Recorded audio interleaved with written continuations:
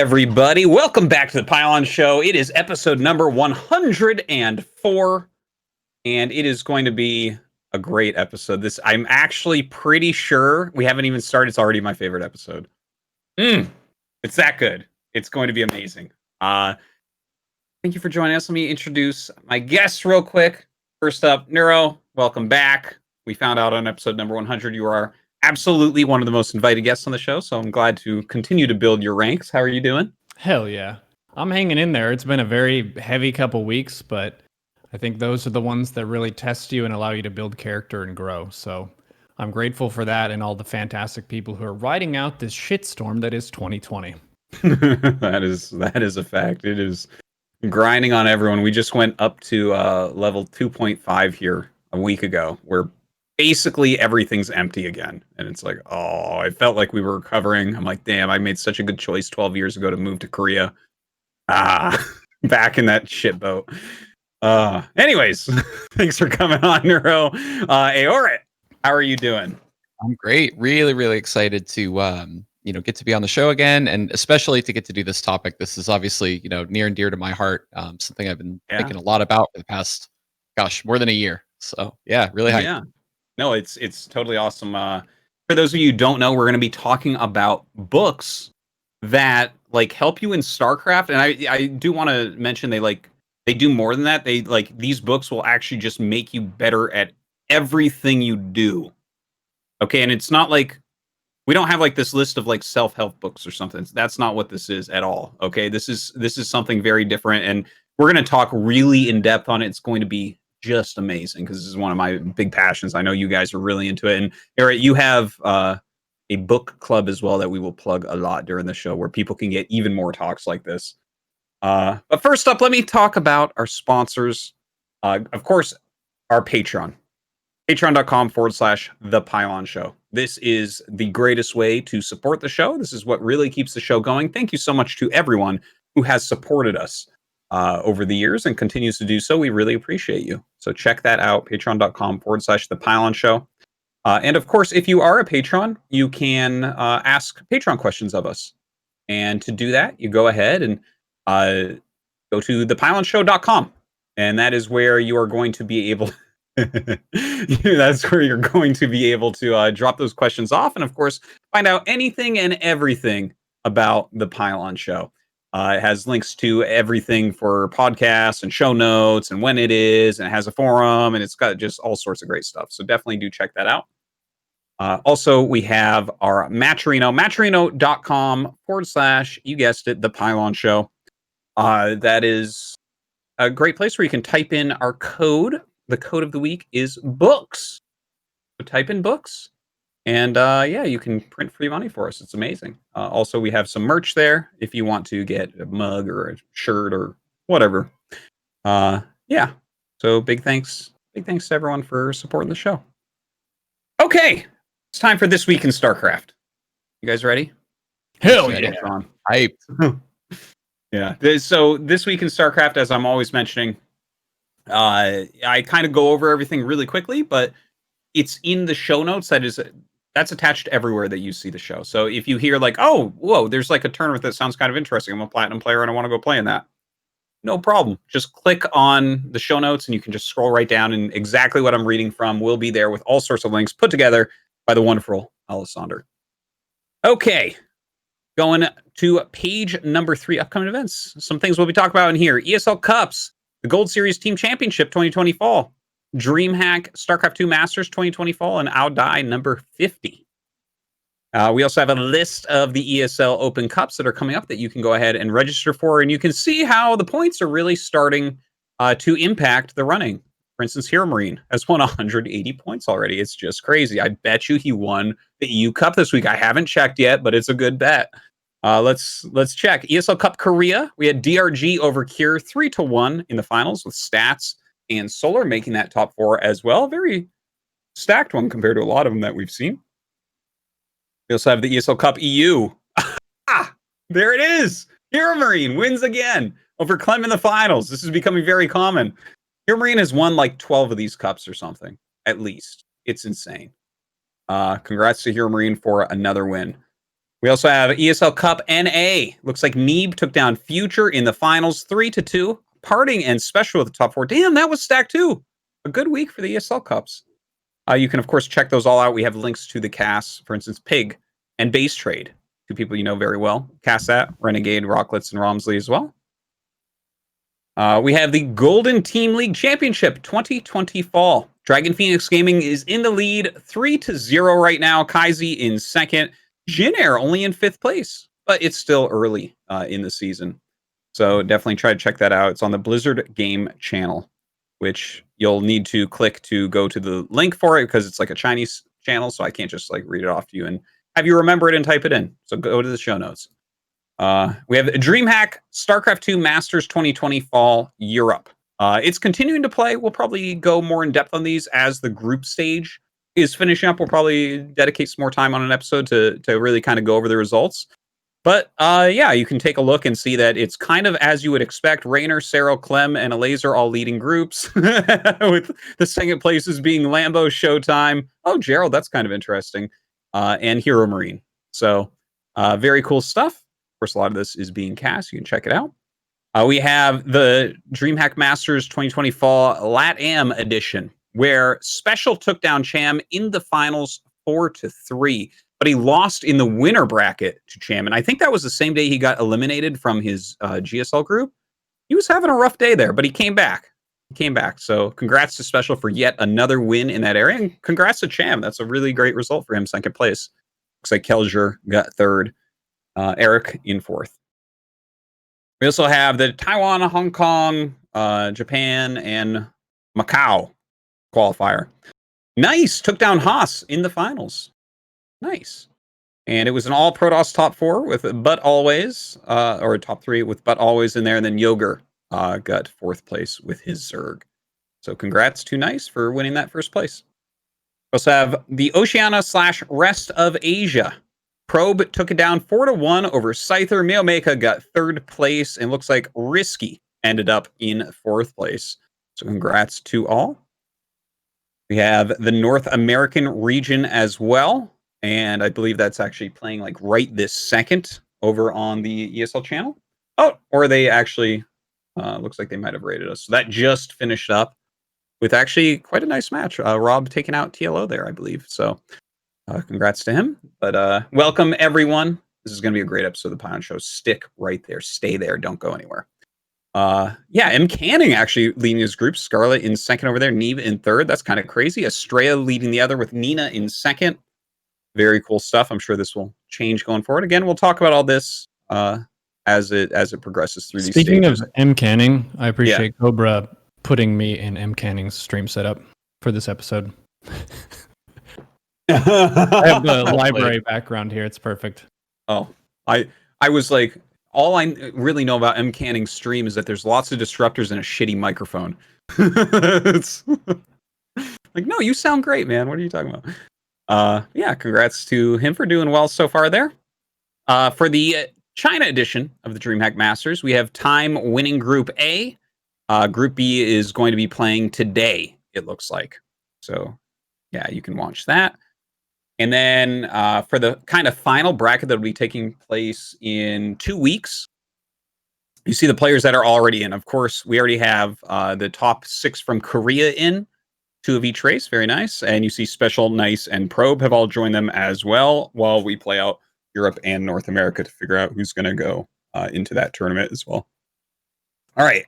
Outdie Weekly, number 50. It's going to be on twitch.tv/RedGunnerGuy. See players only.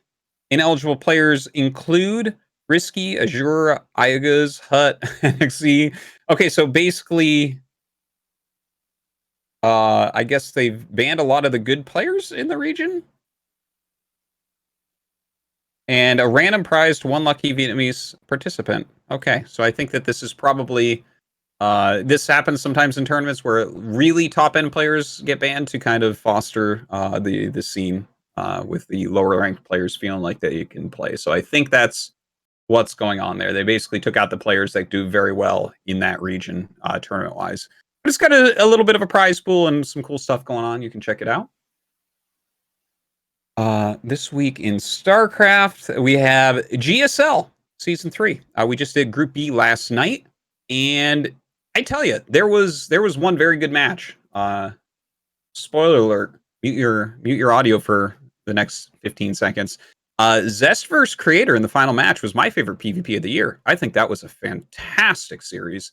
Overall, the group, it was like kind of surprising. I was surprised that Tasia got last and all, but such is life. Very good PvP though. If you're looking for like a good PvP and you're sick of the same old crap that's been in PvP, just buildings hidden everywhere. Well, there's some hidden buildings, of course, because it's PvP, but it was a good series. Is it really PvP if that isn't the case? Yeah, no, it's not so much. They must be really bad if there's no hidden buildings, or they're really metagaming each other. I really enjoyed the Death Aura game. That was nice. That was map 2 or map 1? Map 1. Yeah, no, that was sick.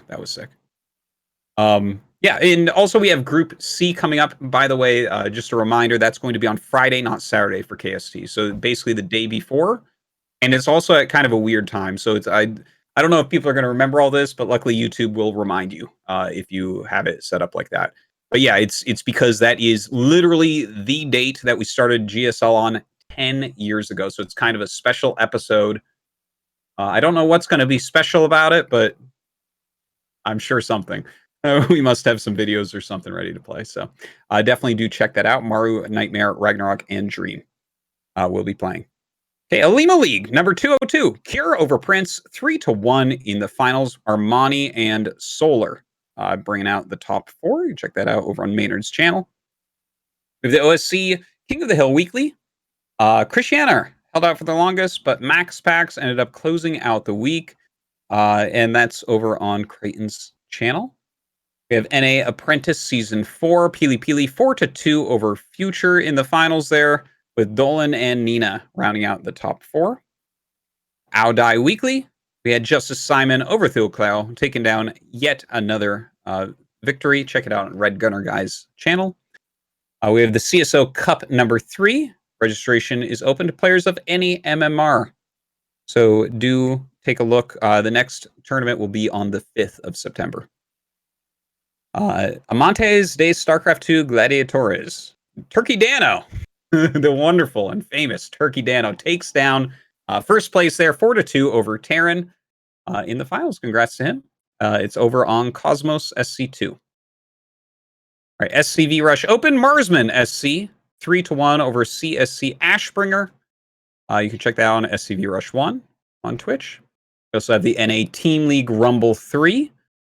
Week 4, Alpha X leads the group standings 25-5 with Team Exxon in second place with 18-14. So quite a lead actually by Alpha X. Congrats to them so far. The cast is by Creighton, Renegade X, and Enki. Yeah, you can check it out over on their channels. We also have Sugar put on another 2vs2 Cup. Knight and Larry took it down over Prince and DRG-ling. Oh, that's really cool. A couple sometimes GSL players in Prince and DRG-ling participating there in the 2vs2. But Knight and Larry were too strong. Yeah, you can check that. Is that on Sugar's channel? No, it's on someone else's channel, but Jay Zonda. All right, it's on Jay Zonda's channel. Check that out. Sentimiento Latino. Jim rising 3-2 over Ryu in the finals. Zerglord and Nano rounding out that top 4. Congrats to him. Number 93 will be on September 11th. Battle of the Americas. We had Nina end up winning 2-0 over Paco Mike in the finals. Skylar and Pure Legacy in that top 4. $50 prize pool. You can check that out over on the Cranky Ducklings stream. All right, Monster Invitational. We had Panda Bear Me 3-1 over Riser in the finals, casted by Monster with a really decent prize pool. Yeah, we have links for that if you want to look at it. Winner, I'll buy you effing dinner. Snockstar won this week 4-0 over Codosaurus. His second win. Yeah, and it's on some Drunk Canadians stream. It's kind of like the Pizza Pie Weekly. This one's for dinner though. $60 worth of takeout. Quite a bit. Very nice. Also, Pizza Pie Biweekly. We had Estrella end up taking that one down, and he joins the ranks of the 4 pizza people. which puts him into the top 7 of the pizza rankings. One of the most important things that we take a look at. And it was a legitimate victory because he did take down Starkiller on the way. Because if you win the tournament without beating Starkiller, did you really win the tournament? He beat Vindicta there in the finals. Check it out if you want to play some of the best players in the region. Look at that, even Special was in the tournament. Like, everyone seems to play the Pizza Pie tournament now. I like it. Congrats to Estrella. Right, the Banshees are back. We have been mentioning that. If you want to check that out, it's going to be on the first Sunday of every month, 3 p.m. EST on twitch.tv/RagnarOkette. Place for women in the scene to play some tournaments. Okay, Copa Hyperion number 4 takes place tomorrow. Check it out. It's for Latin American players. $25 prize pool. Kubo International Championship. $30,000 prize pool. There's ESL Pro points in there. There's absolutely everything. They have qualifiers for all the regions. Very cool stuff. Announced by Alpha X. It's coming up. This month is the qualifiers, so definitely sign up if you're interested. Right, this week in Brood War, we have the Brood War G's Weekly. Scan takes down another one over Parfume in the finals, with Zala and Lancer X hitting the top 4. TDR Nation Wars 2. Canada and Sweden lead Division A, while Division B is bunched tightly. All right, yeah, it certainly is. The B teams all very close in skill. But if I understand correctly, Scarlet is playing for Team Canada, so this might be something people want to check out. I know people are very excited to watch her rise within the Brood War scene. Very cool.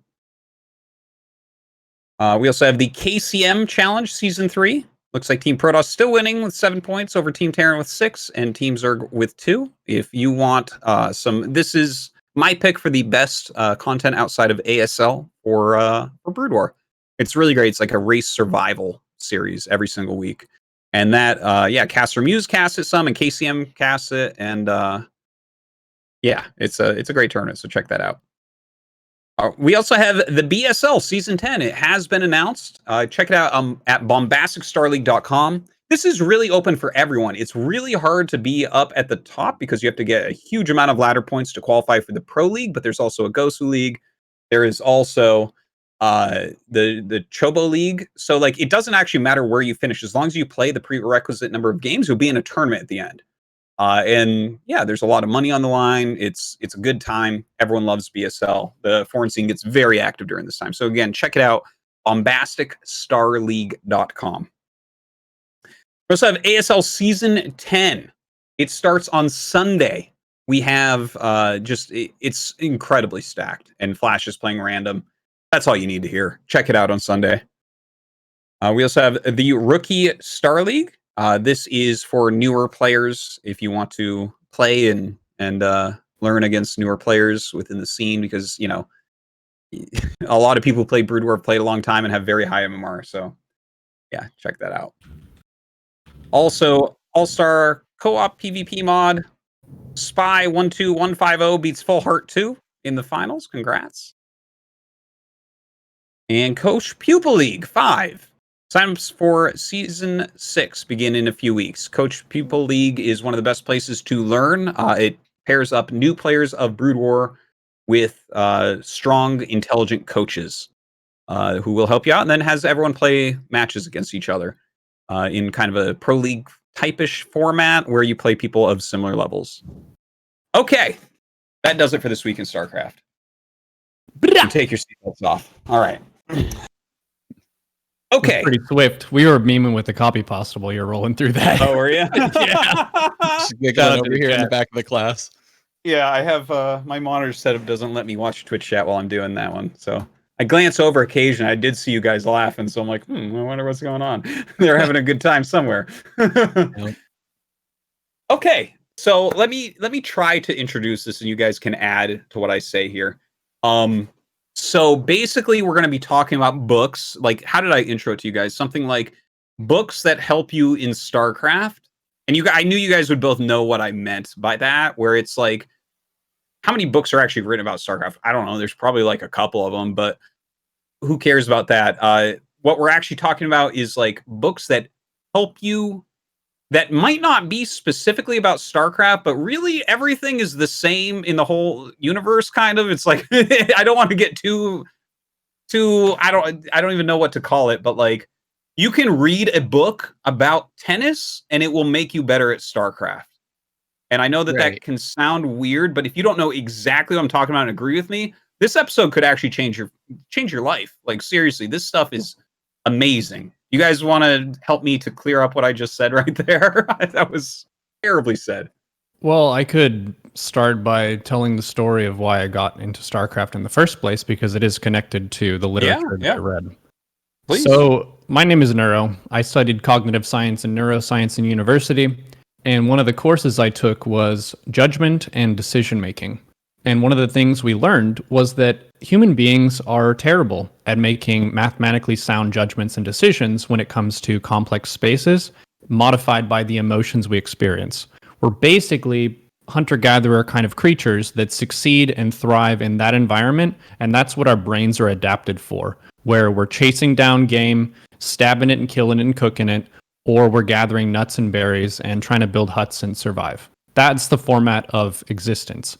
Spaces like poker, StarCraft, a lot of the sports that we do, these are new innovations, so it's really worthwhile to examine our shortcuts that we take mentally speaking.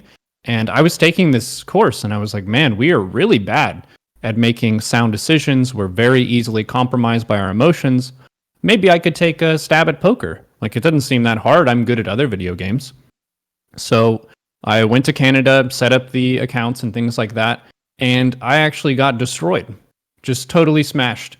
And I was confused as to why I was losing so much. Was I just really unlucky at the start? I was playing with pennies, so it wasn't like I invested a bunch of capital. I just wanted to see if I could get pennies online and then grow it. And I got owned, just hardcore. And I felt really terrible because usually I'm succeeding in my studies and in the games that I play. So I wanted to figure out what's the problem, what's the deal. So I said, okay, I'm not going to play another hand of poker until I start to study. So I went to 2+2 forums, which is where they did a lot of discussion about how to analyze your hands and play better over time. And I realized I didn't even know what the words they were using meant. I knew absolutely nothing about the game. So for me to get smacked made complete sense. I just went into it with really strong Dunning-Kruger effect of a can-do attitude and fighting spirit and all that. But man, is it complicated. And one of the things that jumped out at me from the poker community that is sorely lacking in esports is discussion about mindset.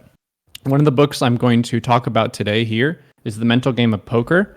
They have entire books, cover to cover, that are only about your mental game. This author doesn't tell you anything about how to play any hands from certain positions. It's not about that. It's purely about how the human brain responds to the really difficult emotional situations of the games that we play and how that impacts your performance. And I'm seeing this and I'm benefiting from this in my own mental game in poker. And I also watched StarCraft streams at the time. And the things that I hear from them would basically categorize them as mental game fish, is how they describe it. People who have no concept of how to even get started working on their mental game. So to me, that seemed like a really good basis to drive a solid edge in the streaming scene where, sure, I'm nowhere close to as good as all the established pros in StarCraft, but if I can lose a match and then focus on having a really strong and solid mental game and the lessons to be learned, that's something that makes the channel distinct. So my initial meme that I had that grew my channel streaming StarCraft was a road to GM with a focus on tilt management. And now I'm here on the Pylon Show with you awesome people. What's up, fam? Yeah, no, it's a great intro. And Aoret, you have anything kind of to add about just books in general here or whatever? Yeah.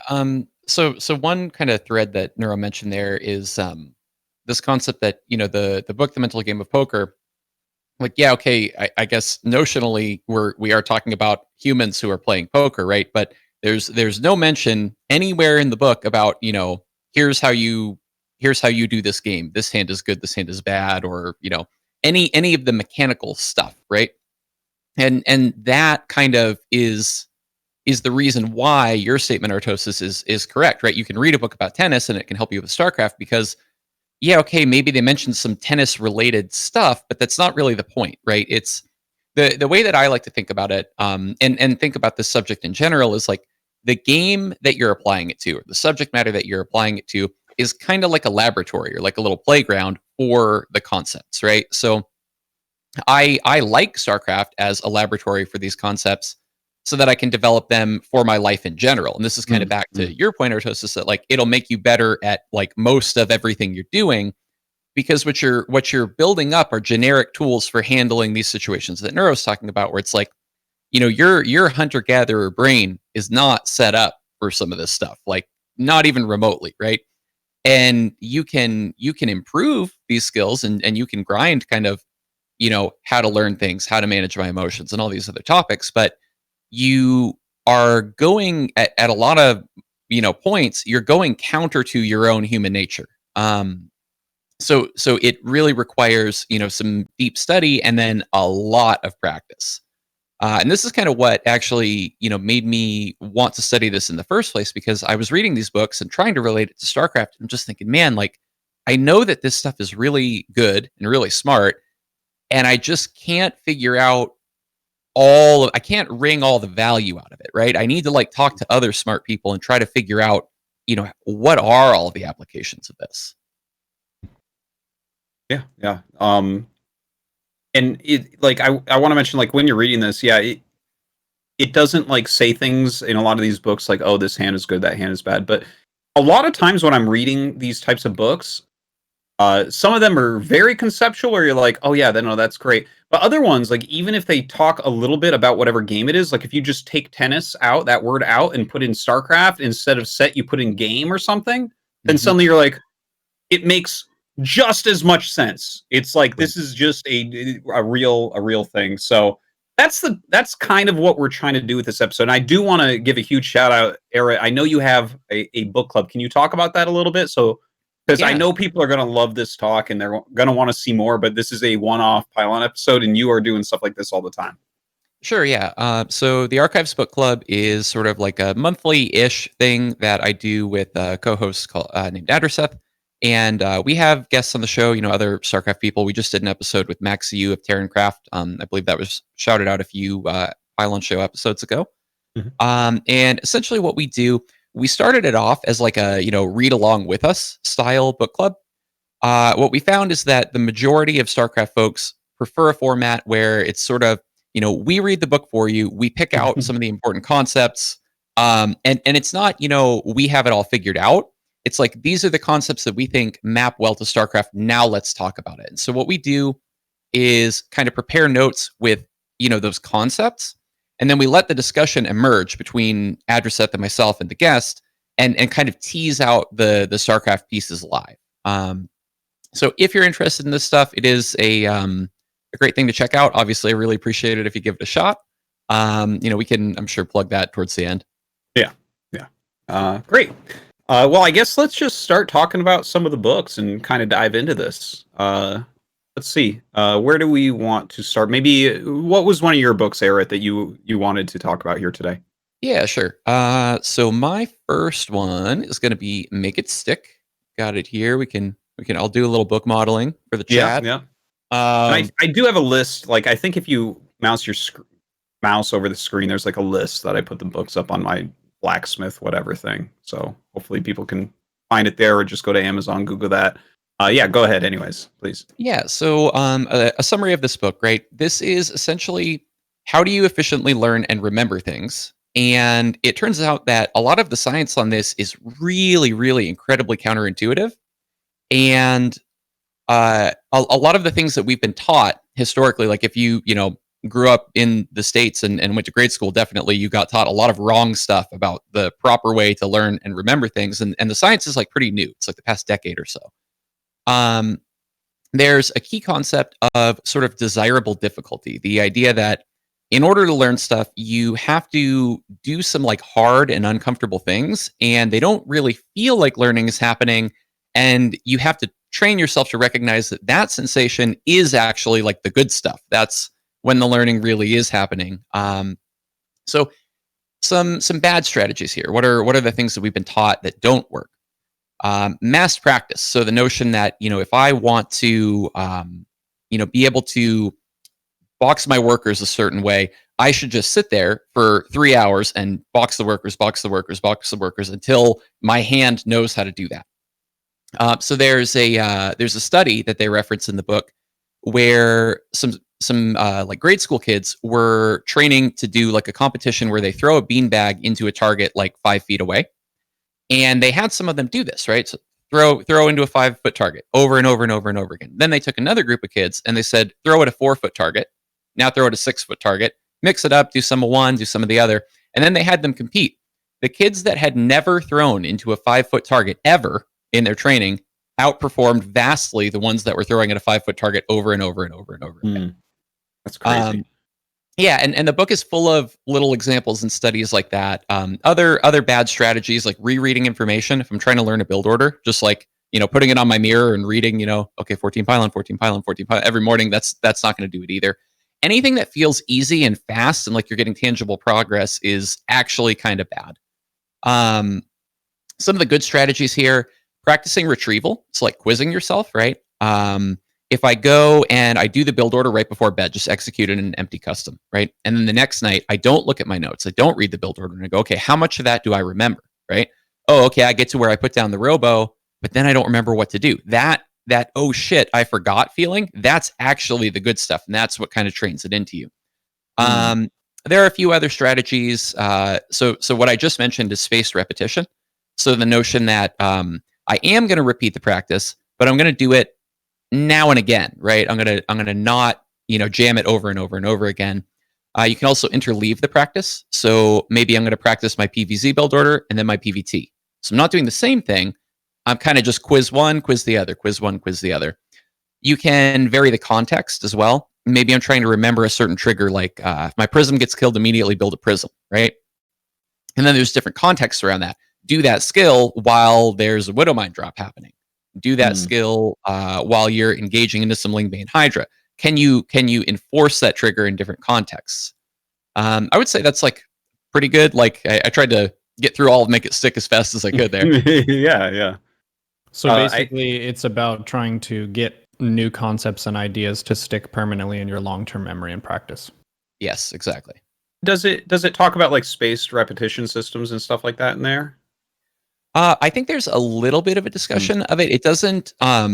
It's not incredibly prescriptive in terms of here's like the right cadence for how you should do it. I know that there are tools available. There's some phone app I can't recall the name of. Anki. Okay, that sounds right. That does this, right? Because the science backs it up so much that people want to use this, to learn anything. I did it when I was studying for an engineering interview a handful of years back. I just kind of like had it randomly prompting me with these questions. Okay, very very cool. That's actually the book that I haven't read yet, so I'm excited. I do have that one. I'll be looking at it. Yeah, be eager to hear what you think for sure. Yeah. Okay. Nero, do you want to share a book in there?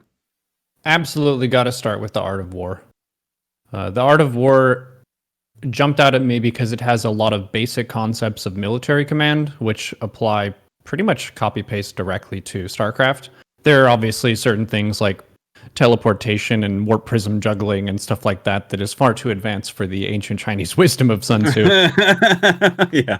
But the big picture stuff and the broad strokes are amazing. There was even a website called The Art of StarCraft or The Art of SC2. I'm not sure if that site is still up. Maybe some people remember that. But there was someone who tried to translate The Art of War just into direct StarCraft lingo, basically. I read Sun Tzu quotes really often on stream.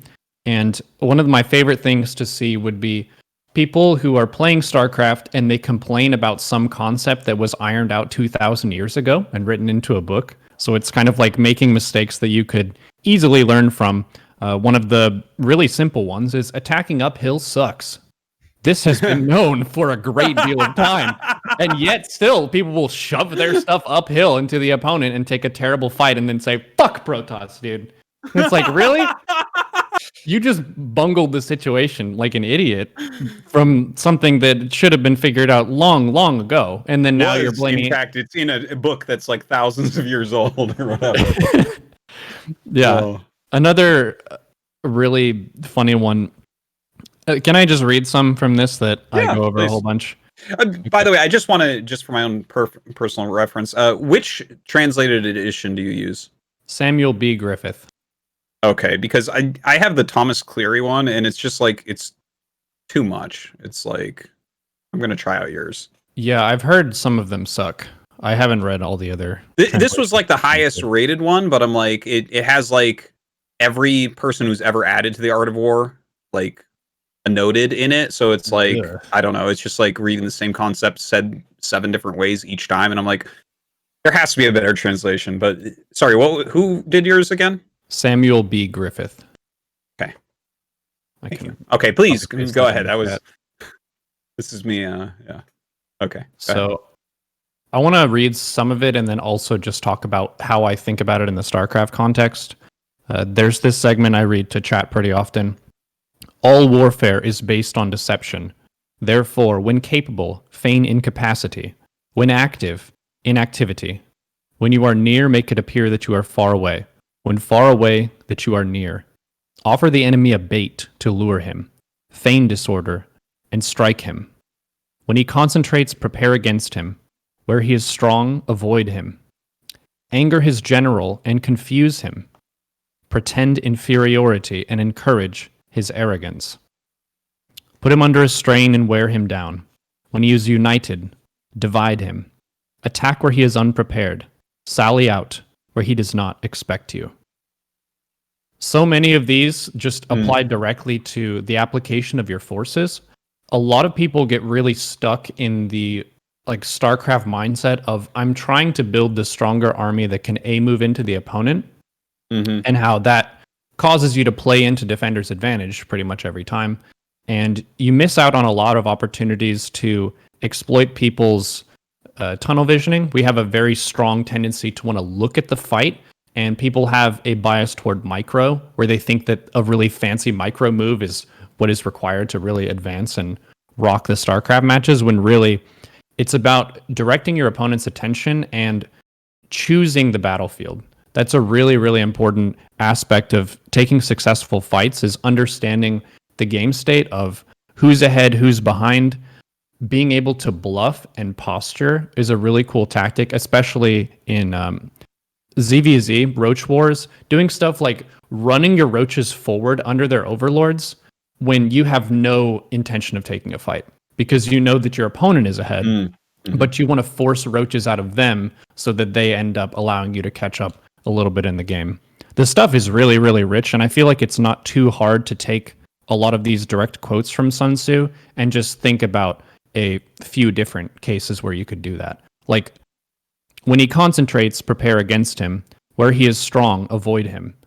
I think of this when viewers ask me, Neuro, I don't know what to do against Turtlemech. I just attack in and all my stuff dies. And it's like, yeah, there were 8 siege tanks in a planetary fortress and missile turrets. I don't know what you wanted. I don't know what you expected to happen from that. So you should be able to identify their strategy and then attack that strategy, basically. Yeah, Art of War is definitely, I think that's one that like everyone's heard of. I think people don't realize like this. You can find Art of War, like an ebook of it, maybe even for free, but it costs like $2. Some of the translations. I mean, you can dig around and try to figure out like which one you like and everything. But also, it's incredibly short. So even if you're not someone that likes to read a lot, it's definitely worth checking out, I would say, because it is such a classic and it's very thin. You're going to finish it really, really quick. But definitely everything is kind of based off that. Like a lot of these other books we're going to talk about specifically on your list, Nero, are like they refer to it quite a bit, like the Musashi stuff. But, yeah, it even has bits on organization of troops, which I think about as your control group management in StarCraft. So the way that they organize different groups of soldiers and stuff under officers, under the general, is like you are the general as the StarCraft player, and then each control group is kind of like its own officer, and you want to make sure that each group has their key tasks for whatever they're meant to do in the match. So maybe that's your primary force, your main army. Maybe that's your harassment group. Maybe that's your siege group, that kind of thing. Yeah. Definitely a good one to add in. You have anything else you want to bring up from Art of War? Yes, the normal and extraordinary forces is one of the things that has helped me a lot playing the game. I call it crab claw strategy, where I think about having, you say 100% of your fighting stuff, and instead of F2ing, you have one big force and then one small force, and you can alternate where you attack with the two of those, and it's a lot harder for your opponent to manage, especially when you can change the sizes of them. Stuff like Warp Prism in the main with a whole bunch of zealots kills me so much in ZVP because they can represent a really strong normal force of their army pushing into my fourth base, and I feel like I need to commit everything to defend that, and then they get that big warp in with their extraordinary force in my main, and that's what really deals the damage. So you should be able to basically represent both claws and then pull back whichever one loses and press forward with whichever one wins. Yeah, that's a very high level pro gamer move that everyone could actually do, because you can just kind of look at it and decide which side. Because this is something that, as a commentator, it's one of the things that I really praise when someone does a move like that well. So it's like, it's such an old tactic, like you said. But yeah, if you can send two armies out and then decide how they split incorrectly, because if you guys have the same size army and you're the one deciding where to attack with both of them, then they're probably going to make a mistake on their split, right? So it's like you can gain a lot from that. That's a great concept, I think. It's the same underlying principle as why adepts are difficult for a lot of people to manage, like defending against initially, right? It's this idea of, well, they might be here, they might be there, or maybe it's some of each. You figure it out. And then as the Protoss player, you just get to pick whichever scenario is worst for your opponent. And, maybe they're not that good at kind of figuring out how to split their forces. Yeah. It is worth noting too that all three races have opportunities for this kind of thing. Some people ask, like, is Zerg the reactive race or stuff like that? Basically, everyone has some tools that you can harass with or that you can have as your primary army force. So you could basically just list off some different harass tactics that you could implement and some different army compositions you could have. And planning goes a really long way for developing your skill as a player. Instead of just diving into a ladder match with no idea of what you're going to do, I think having just a basic roadmap of, this is what I want my normal force to be, this is what I want my extraordinary force to be, and then getting in practice with those tools means that you can really improve on the tactical implementation of that, not just putting the units on the field. You can actually practice your micro if you specialize in certain things. I think about a StarCraft player a lot like a musician, where no one practices all pieces of music for your instrument equally. You're going to favor certain stuff. So certain Protosses cannon rush more, others play more defensive, kind of like stats, where he goes Adept Oracle and tries to get ahead. You've also got the Twilight Protosses like Trap and Zest, where they really like to be aggressive and stabby with ground forces, and how you're not just playing StarCraft, you're also playing the opponent, and their specialization is a really big point of information for you. And then you go a level beyond that, where that's your table image, and you can use that image against your opponent as well. I'm thinking of, say, Scarlet versus Innovation. There was some series, maybe last year or the year before, where she just cheesed the shit out of everybody. Like, what is going on? Like, we expect an 80 drone plus macro game, and then it's just all these no regret builds, and it's super successful because that's playing directly against the image. Yeah, I think this dips into what brings a lot of us into StarCraft to begin with, right?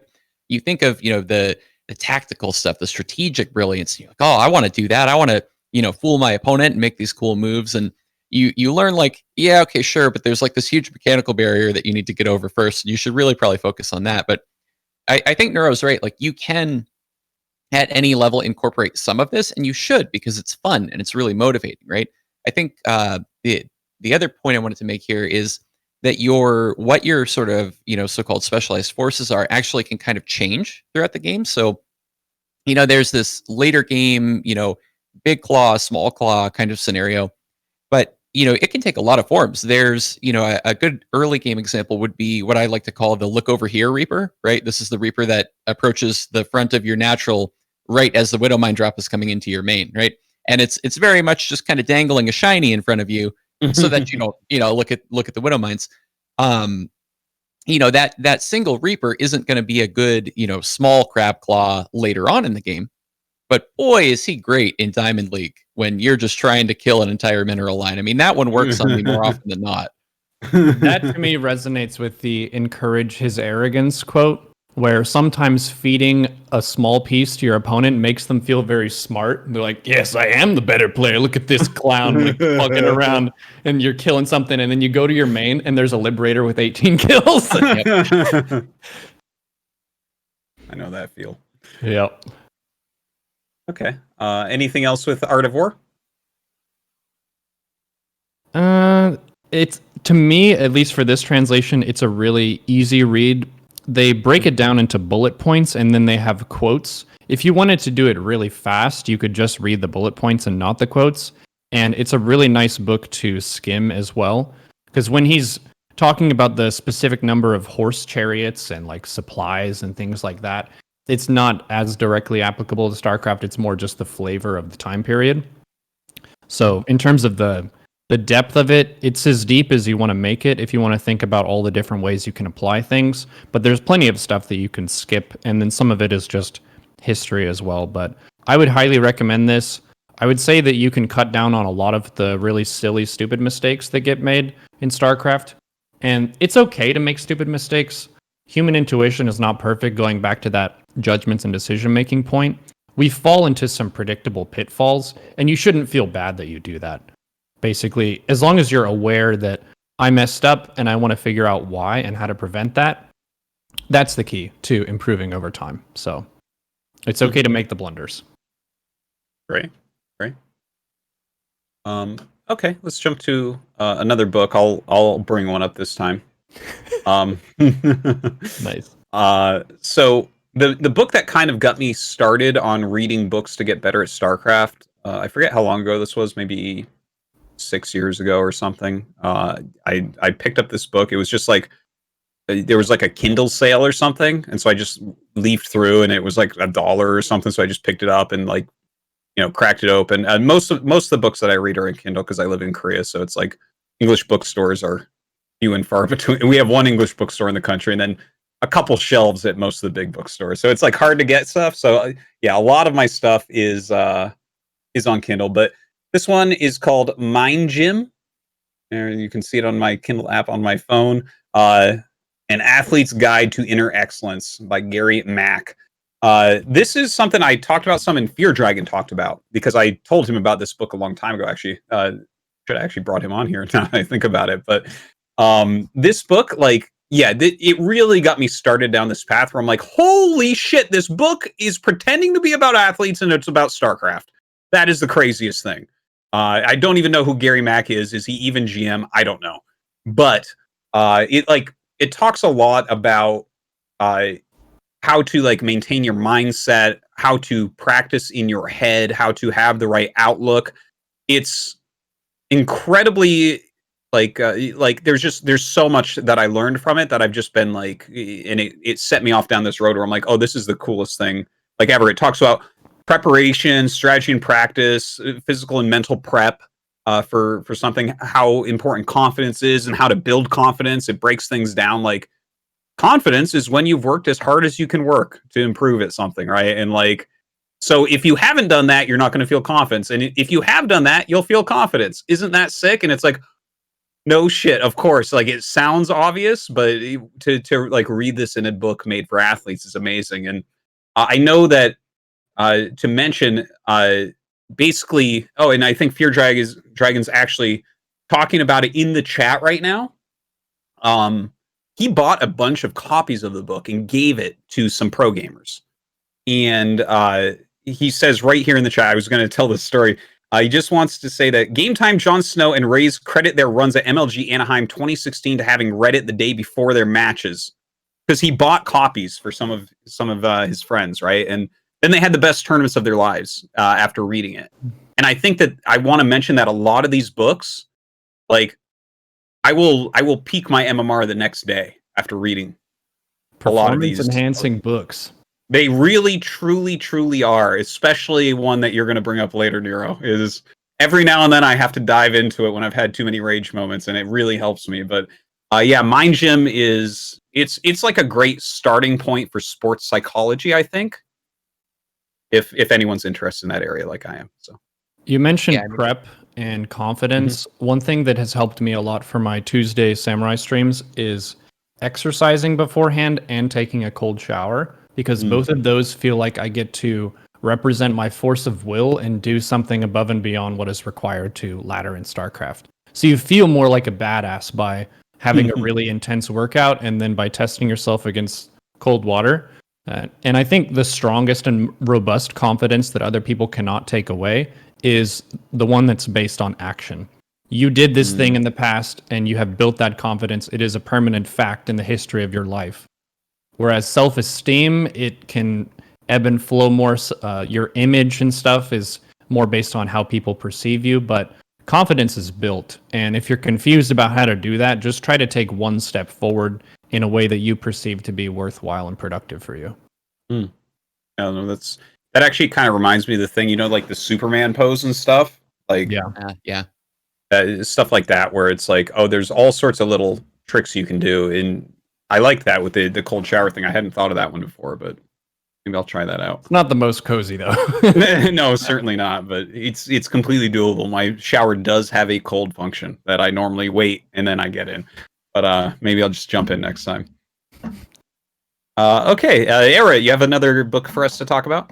Yeah. So kind of circling back, I think, to the sort of mindset and like self-criticism piece. So the inner game of tennis. I will do more book modeling for you, chat. I got you here. That's the one. That's the one, guys. That book is top tier. There's like, I think that one and the poker book that we're going to talk about with Nero later. For me personally, go ahead, talk about it. Yeah, I actually this book is the one that made me make the book club, because I read it and I thought there's so much good shit in this thing, man. And I'm getting some of it, but I don't actually think I am smart enough to load all of the riches that this book has into my brain. Like, I need help. I need to make a book club thing where I can get other smart nerds and we could talk about this and just figure it out, right? So, all right, now that we've hyped it absolutely to oblivion, what is the inner game of tennis about? Okay, so the concept is that you sort of have your conscious mind and your unconscious mind. In the book, Galway, the author, calls it self one, your conscious mind, and self two, your unconscious mind. Now, disclaimer, there is a lot of science around this, and the science calls these system one and system two, but they're flipped from the meanings in this book. So you're going to get really screwed up if you dive into this further. I think in our episode on this, we even like flipped it a couple times. But in any case, the book starts out and kind of says, all right, so you're playing tennis and you start to do kind of well, right? And then you start to think about that you're doing well and you stop doing well and you get mad, right? And then you start berating yourself. Oh, you big dummy. Like, why don't you just hit the freaking ball better? And then it kind of, he suspends that little allegory and he goes, okay, now wait a minute. Who is mad at who here? Like, because you're being a dick to yourself, right? But like, who is in this conversation? And he kind of explains it as, you've got this self two, your unconscious mind, that is really the one doing all the work, right? He's the one who figured out how to swing the racket at the right angle and when to hit it, how much force to apply behind it, and all these things. Self one is trying to steal the credit for it, right? He's trying to puff himself up. Oh, I'm a tennis badass, whatever. And in doing so, he derails this this goodness that's happening, right? This flow state. And then he turns around, he gets mad at the unconscious self. He goes, oh, look at you, you're horrible. Why'd you ever do this, right? And so this kind of captures, I think, the StarCraft experience of going into a flow state, getting yourself out of the flow state, and then raging about it, right? And that was kind of what really drew me to this, because if you can kind of conquer that, one, you can increase performance because you can be in more flow states and for longer. And two, when those fall apart, right, because they're going to, sometimes you can manage the emotions around it a bit better. So some of the kind of do's and don'ts in this book. He talks about like ways to sort of quiet the conscious mind. So you can kind of give it distractions. You can he talks about like in the tennis example, like just focus on the seams of the ball and just kind of watch them turn and whatever. It's giving it a little distraction. For me, this is actually narrating my thought process to Twitch chat. And it's a weird way to turn the fact that you're streaming into an actual advantage. Instead of making you worse at the game, I'm derailing my conscious process to go, no, just like narrate your plan or whatever. Like basically get the hell out of the kitchen and let me play StarCraft, right? Let the unconscious mind drive. So as far as don'ts, you want to avoid the self-judgment, right? That, oh, I'm so bad at this, whatever. I actually try to like completely strip that out of like what I even say, right? A lot of streamers, you catch a huge raid and you'll immediately say, oh, I'm so bad, I'm sorry, that you're gonna see me making all these mistakes and these supply blocks. I try to not even say that stuff because I don't want my conscious mind going there. Another thing is you don't want to be driving intuitive actions with conscious thought. Let's say I'm like microing some immortals in and out of a prism, and it's really, really important that I get value out of those two immortals. I don't want to think too much about what's happening, right? You can know it's important, but you don't want your conscious mind to get too hyped and too antsy about, okay, click them in, click them out, click them in, click them out. Like just let your hands do that. Your body knows what it's doing. You practiced this already. And a lot of this feeds into the notion of like trying to control everything, right? Like, oh, I got to get value, got to get value, got to get value. You can really derail, that intuitive process of, okay, click them in, click them out, move the prism back a little bit, just doing the juggling. One more example that I'll leave everybody with here in terms of, just illustrating this self one, self two thing. So imagine that my conscious mind, if I say, okay, conscious mind, please write me the physics calculation, including like the arc, the force I should use, and all of the biomechanical movements in the joints in my arm necessary to throw a ball 20 feet from my hand to Neuro's hand, right? Please write me the physics that does that, right? Well, God, that's really hard. And I had university physics. But you know what? I could sure throw Neuro a ball. If I just ask my body to do it, I can exactly throw it, and he can catch it, right? He doesn't even know where I'm going to throw it, but he could pop his arm up and catch that ball, no problem. He can instantaneously do that calculation that I don't even think if I had an hour, I could figure out all of that stuff I just said, right? So this is sort of the self one, self two dichotomy. And I think the big application to StarCraft is, what stuff do I need which self to be in charge of, right? Micro prism, that's my self two. Let the unconscious mind drive. Interpret that weird scouting information I just saw. I don't think I have an intuitive process for that, right? So I think where this gets really interesting is like, you kind of need a harmony of the two. And I don't know exactly which self should be responsible for what things. And this is where I think there's still a lot. Like, I might actually go back and do another episode on this book because I don't think that I've wrung all the knowledge out of it yet. So what you're talking about resonates with me in the different types of intelligence. Intelligence is not just all one thing. We've got verbal intelligence, which is you using words in your head to articulate the situation. And you have kinetic intelligence, which is your body's ability to move in the correct way to achieve the desired outcome. And if you're trying to verbalize your kinetic function, it's going to slow everything down, basically.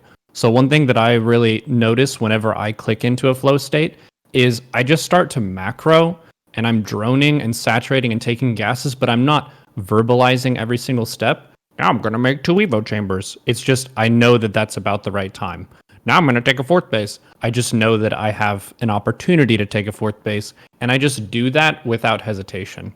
I think there's a lot of hesitation that happens when you do try to list everything off, and you're thinking about operationally defining every single little thing. StarCraft is a very fast-paced dexterity game.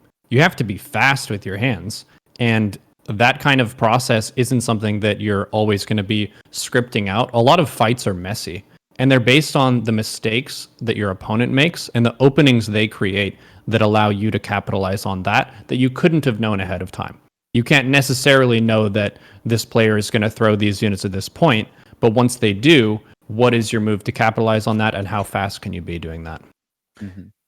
Yeah, the book is so deep and so rich. What you guys are talking about as well, the way that I kind of think about it a lot is so like the different stages of learning, like cognitive stages, associative stages, autonomous stages, has a lot to do with that. Like so like the cognitive stage would be like stuff that you're using your conscious mind thinking about, analyzing, like you said, like when you're scouting and getting intel. Over time, you can get it all subconscious where you see something, you know what's going to happen. And in fact, sometimes when you feel something, you're like, fuck, I knew it was DTs. Why didn't I make a turret? That's actually your subconscious mind got that for you, but your conscious mind couldn't quite figure out what it was, but you've seen it enough times. But yeah, it's such an interesting concept, because if you let, basically your top play will be your unconscious mind playing, but you'll fuck up sometimes because you haven't learned everything because the game's too complex, right? So you have to like kind of switch back and forth, like you said. It's actually something I've been exploring a lot, even lately. I think about the inner game of tennis like a few times a week, and go back to my notes. I highlight a lot on Kindle and stuff like that. But like I've been thinking, like what you said, actually having like last decision times for each matchup. Like, when's the last time I'm going to use my cognitive mind to decide what to do? And I'm like, this scout, my second scout that gets into the base, or my first scan, right, where I see the tech and I see the robo, I'm like, okay, analyze what that is, decide basically what you're going to do, and then just let yourself go, right? And like, you guys are going to be really surprised if you read this book and start trying to use some of the ideas in it. It's like really going to improve your play. It's crazy how powerful this book is. It's amazing. It's just, I can't say enough good things about this book. This reminds me of something a calculus professor told me, which was developing your intuition, and how whenever you're first approaching a problem with some new symbols and formats and objectives that you haven't had before, it's going to start out kind of foreign looking. It's difficult to interpret what the right answer is. But as you expose yourself to more and more problems and try to work at solving them, you naturally start to find faster solutions that are more elegant as well. And I think that happens in StarCraft too. You don't have to necessarily script out every little thing. You can make mistakes, and then it's kind of like playing darts where you're trying to throw it and you notice that was too low. You don't have to necessarily verbalize that. You could just throw it again. And there's I think a drive within human nature to try to improve over time. That's one of the things that's caused us to be successful, is trying something more than once, and also being a little bit annoyed at when you mess up and wanting to try again. That's the kind of anger and tilt that I think is actually really helpful, where the frustration drives some forward progress. There's a quote from Striking Thoughts that I'm actually going to read on that in a little bit. Ooh, foreshadowing. Yep. Yeah, I think the throwing something right at a target is a really good example of this, actually. And that's one where, I remember being a kid and having that frustration of like, that one was a little short, or that, veered off to the left a little bit more. And I remember, and maybe I was just a, really neurotic little kid, but I remember overthinking that, like, and trying to, overcorrect it, and then you throw way too far, or, doing this sort of bad interaction between selves 1 and 2, where, occasionally I would chill out and just kind of, let your arm do it, let your arm do the correction.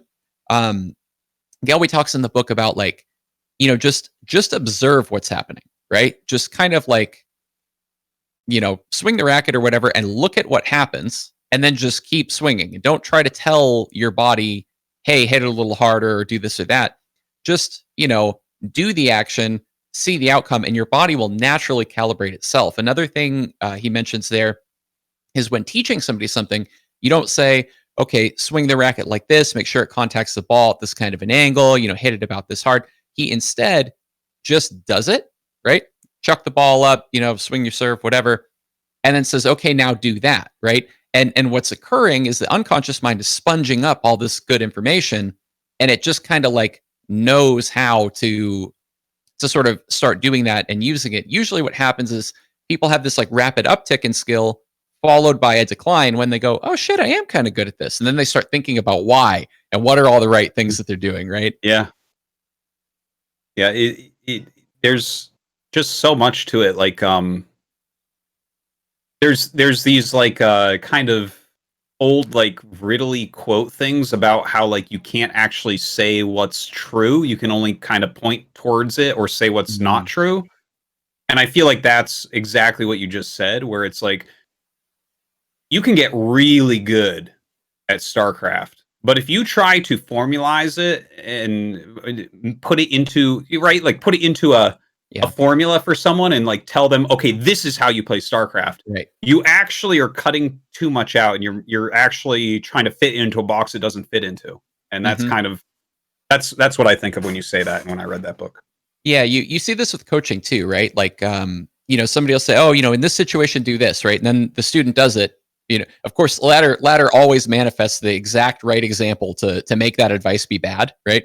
Student goes back to the coach, what the hell, you told me to do this, right? They go, well, you should do that except unless, conditions A through Z are met, in which case you got to do the other thing. One other thought that I wanted to point out that you made me realize I'd omitted, Artosis, is this sort of notion of like, when should I trust my intuition? When should I not? Right. So that there's nothing worse than that feeling of, oh, I knew it was DT. So I didn't make detection. Right. I've been playing with this a lot. I got sucked back into Magic Arena recently and made a reasonable run last season. And I was really trying to grind the skill of when should I listen to the intuition, because my conscious process is telling me this is the right play. But there is something in my gut, man, that tells me do the other thing, do the thing that looks wrong, right? And I found myself oftentimes being right, but again, I had this sharp uptick followed by a decline where I started to really overthink it a little too much, and now I'm just like making the bad play instead of like choosing the unintuitive thing over the objectively good play because I had a strong gut indicator about it. Now I'm just doing the wrong thing always because like I've psyched myself out in a strange way, right? So it's a difficult skill, I think. The way that I think about it is preparation and review are really good to let your conscious mind be in the driver's seat. But then for live performance, letting your training take care of itself and just trusting your instincts is what I typically tend to do. And that's why I organize my try hard sessions to be muted microphone. I don't say shit the entire time. And then at the end, we open up the losses and then talk about what the main themes of the mistakes were, so that for the next session, I go into that with an awareness of my pitfalls previously, and I can just focus on those few things and then let my intuition take care of the rest. Yeah. Nice. Awesome stuff. Anything else about Inner Game before we go to the next book? No, I think we hit the high points. I mean, I could talk about this particular book. It's infinitely deep, evening, but yeah, truly like, and it deserves so many rereads and looking back over notes. I think it's like the thing is, you can see like it's so popular. There's Inner Game of everything now because people are just like, oh yes, this is the book. Like as far as sports goes, like it's amazing. Nero, why don't you bring us into another one of your books? There's a really good quote in the chat or question in the chat that I wanted to address first. What if the unconscious instincts are driven by emotions? They are.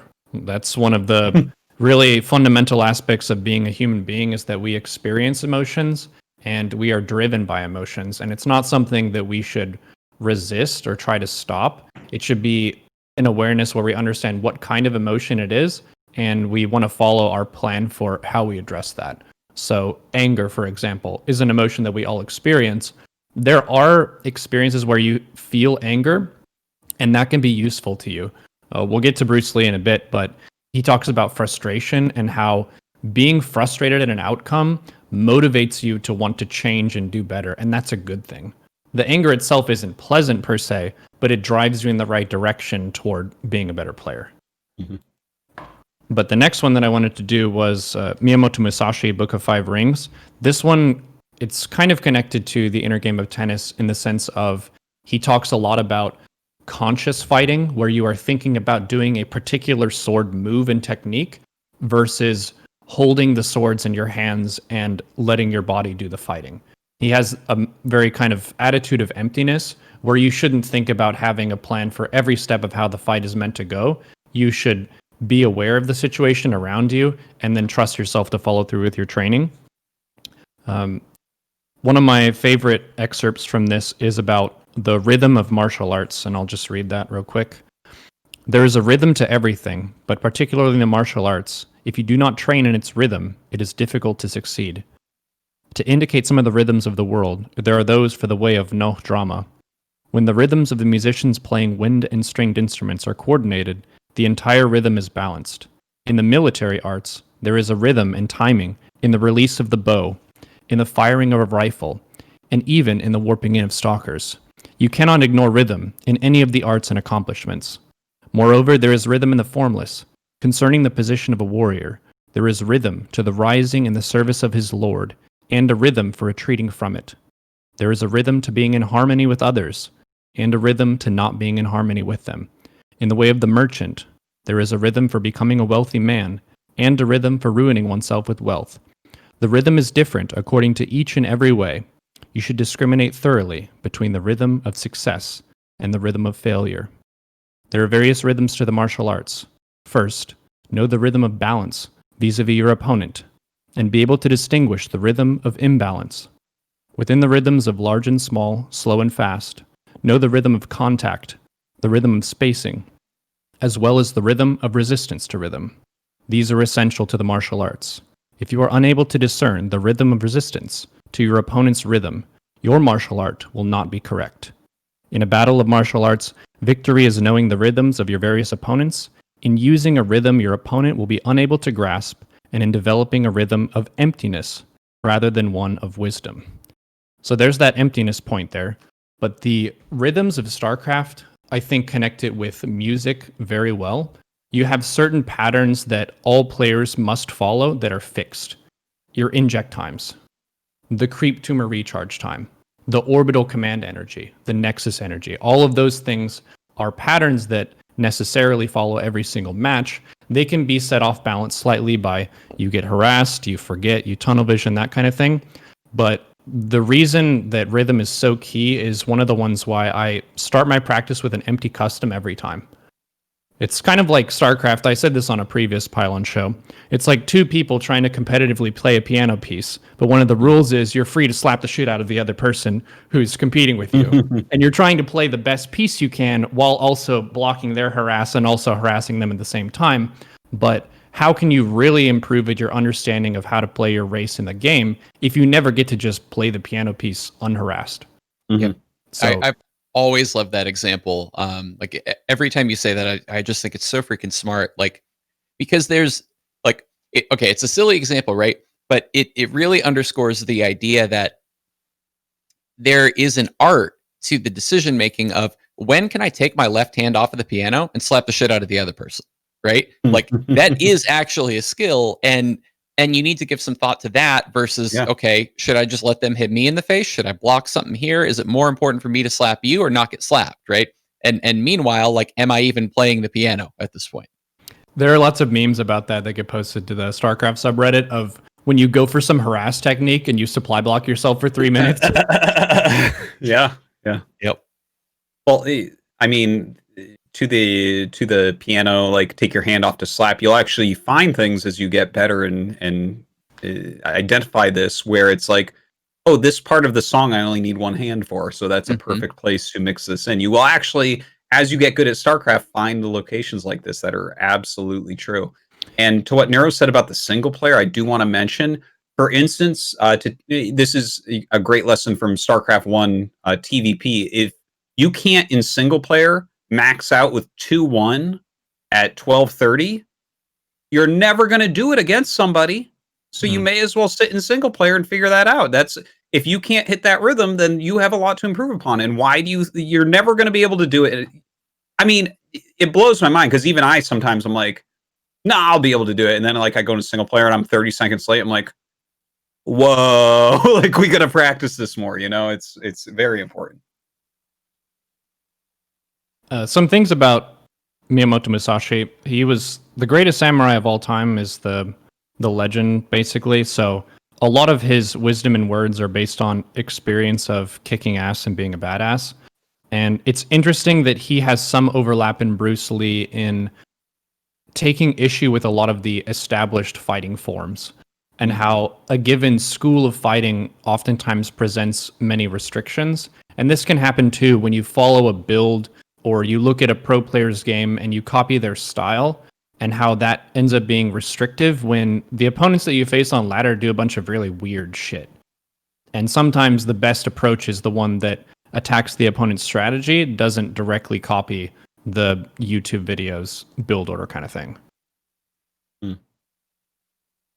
Yeah, the Book of the Five Rings, and actually one of my books is a Musashi book too. I do want to bring up, but with the Book of the Five Rings, like I find like most of it is really transferable. I don't get as much out of the thing is I still get a little bit when he talks about like stances and stuff because of the ideas of like, well, you can't just stand defensively or you just can't just stand offensively. But a lot of books from that era, like Life-Giving Sword from Munenori and Takuan Soho's books, they're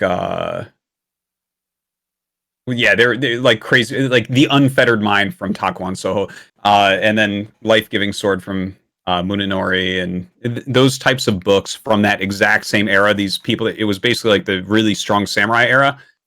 One thing that's really in common in all of them, and it says it really well in the Book of the Five Rings, is about your mind not stopping, which is, it takes a little bit, I think, to start to grasp what it really means, but it's like not getting fixated on any one thing, but letting your mind kind of flow throughout everything. Like when you're sword fighting, you don't just concentrate on your hand, right? And it's kind of what you guys were talking about before, where it's like you let your unconscious mind kind of take over, because your mind has to be kind of everywhere while you're playing StarCraft, right? You can't only think about making SCVs. You have to also be like looking at the mini map, and you have to also be walking around and microing and macroing and all that. Musashi talks a lot about it and like relates it to like the void, right? I don't know how to explain this because like these people wrote books on it, so they said it better than I can like translate it for people. But like, not getting your mind stuck basically is this thing that you will actually find if you look into your StarCraft play. Be like, wow, I was so fixated on the fact that he had charge lots or whatever that I didn't take an extra base or whatever that is.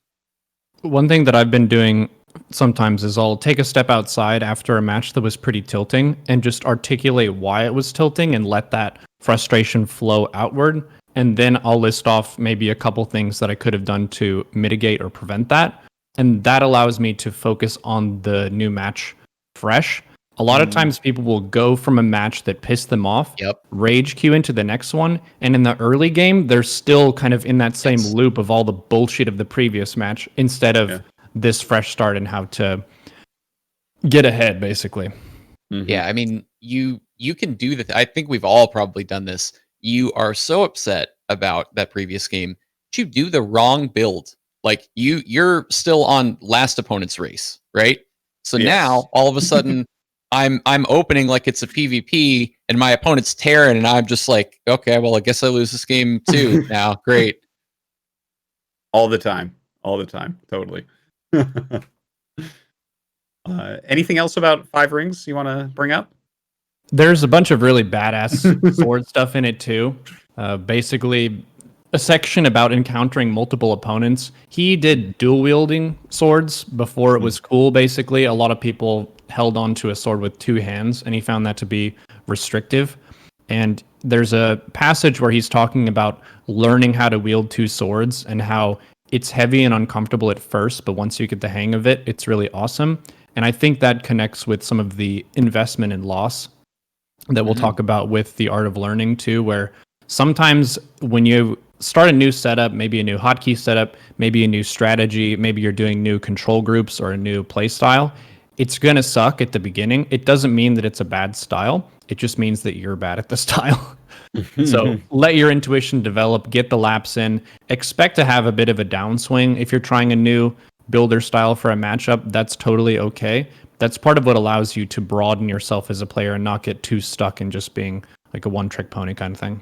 Yeah, yeah. I think anything Musashi based is like really worthwhile to read. Like I forget if Book of the Five Rings turned me on to the actual novel about his life, or the novel turned me on to Book of Five Rings. I don't remember the order of that, but there's like a 1,000-page epic novel of his life being the best samurai, which is just a really fun, great read. A very quick read for 1,000 pages. And there's actually a book that I wanted to kind of half mention that actually goes over the Five Rings and goes over the novel about his life, which is called Miyamoto Musashi: His Life and Writings by Kenji Tokitsu. And that guy's like a black belt in what is it? It's like judo, I think. And so he like kind of relates it all to that and how that stuff kind of grew out of the samurai way and stuff like that. So kind of a cool read after you read those books, I think, as well. A fundamental concept too that samurai held in really high esteem that in the current year we don't really is self-discipline. Being able to will yourself to do certain things based on the principles that you've established for yourself, and how it's really hard. We have strong desires to do certain things. We want to have fun. We expect the path to be easier than it actually is. We oftentimes feel entitled that I feel like I'm a gifted and talented and smart buddy. I should be able to win this StarCraft match. And then feeling very kind of personally attacked by immediate outcomes of results, as opposed to having a really hard discipline of your practice of respecting the game as being incredibly difficult and complex, and respecting your opponents as being dangerous in their own way. They don't necessarily have to play the game in the way that you perceive to be the highest skill, the most amazing. You take that back. The personal attacks on the Pylon Show. Yeah, I feel it. Over. It'll be fun when we get that. Stupid. Yeah. Okay. I guess do you have anything else about the Musashi stuff before we jump onto the next book? He does have some life advice too for being aware of your attachments and things like that. He was more of an ascetic where he wanted to be detached from a lot of the dramas and obligations and things like that. So it's interesting to hear his life philosophy as well, but really good read. Mm-hmm. Yeah, that one's, I think, a good read in terms of, just picking up, all of these, like StarCraft applicable things, obviously, but it's also just kind of like cool. It's just sort of a fun read, like I don't know. I mean, maybe I just like sword stuff and think that, martial arts are interesting, but, I enjoyed it, I guess, in both of those senses. We kind of touched on this a little bit, but I wonder if it's worth delving a little bit more into this sort of Samurai Day concept that Neuro has. So this is something I think we talked about, at BlizzCon like almost a year ago, right? And I think that was when you were still sort of developing the idea of like what even was this. And I've kind of put it into practice for myself a little bit.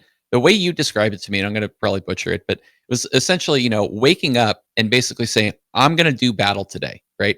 How can I get myself into the best possible mode to do that and not, be playing StarCraft after I've just worked an 8-hour day and my brain is totally shot and, I'm not focused. I didn't exercise, I ate poorly, etc.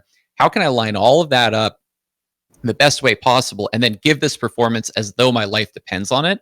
And for me, that has actually been a really, really huge difference. And I actually changed my streaming schedule around this concept after we talked about it. And I got a lot of mileage out of it, which is why I kind of raise it again.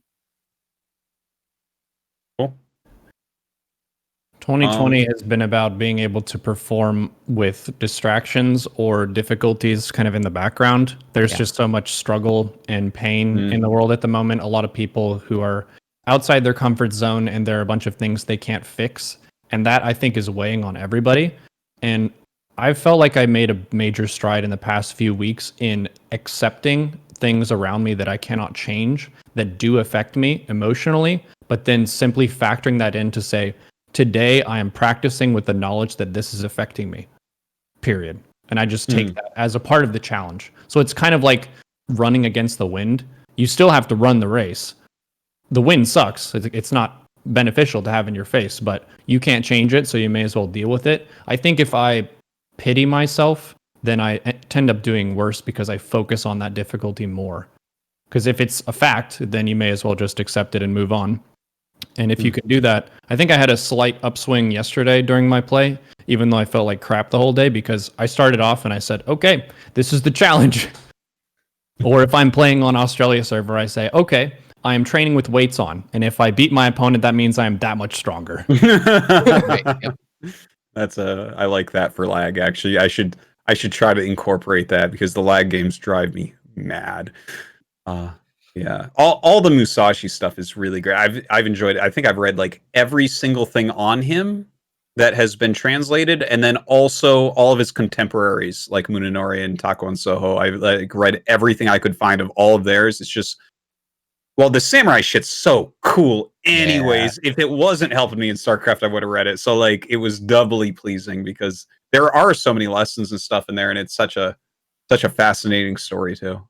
But yeah, okay, let's jump to a new book. I wanted to bring up this one that is very different from the ones that we have been talking about so far. It's called Deep Work. It's by Cal Newport. This book is actually something I have suggested to basically everyone that will listen. It's a little bit less about like playing or like strategy like we've been talking about. And it's something that when I've talked about this with pro gamers and stuff, they're like, huh? And then I explain it, they're like, okay, that makes sense. And I think that people are gonna hear it. It's one of those things where you can almost tell that it's really worthwhile, because when I say some of this stuff out loud, you're gonna be like, of course. But it's like, well, but you don't do that. So, but anyways, the book is basically about how to not be distracted about things and how to actually get your mindset into like a deeper place so that you can do things like concentrate.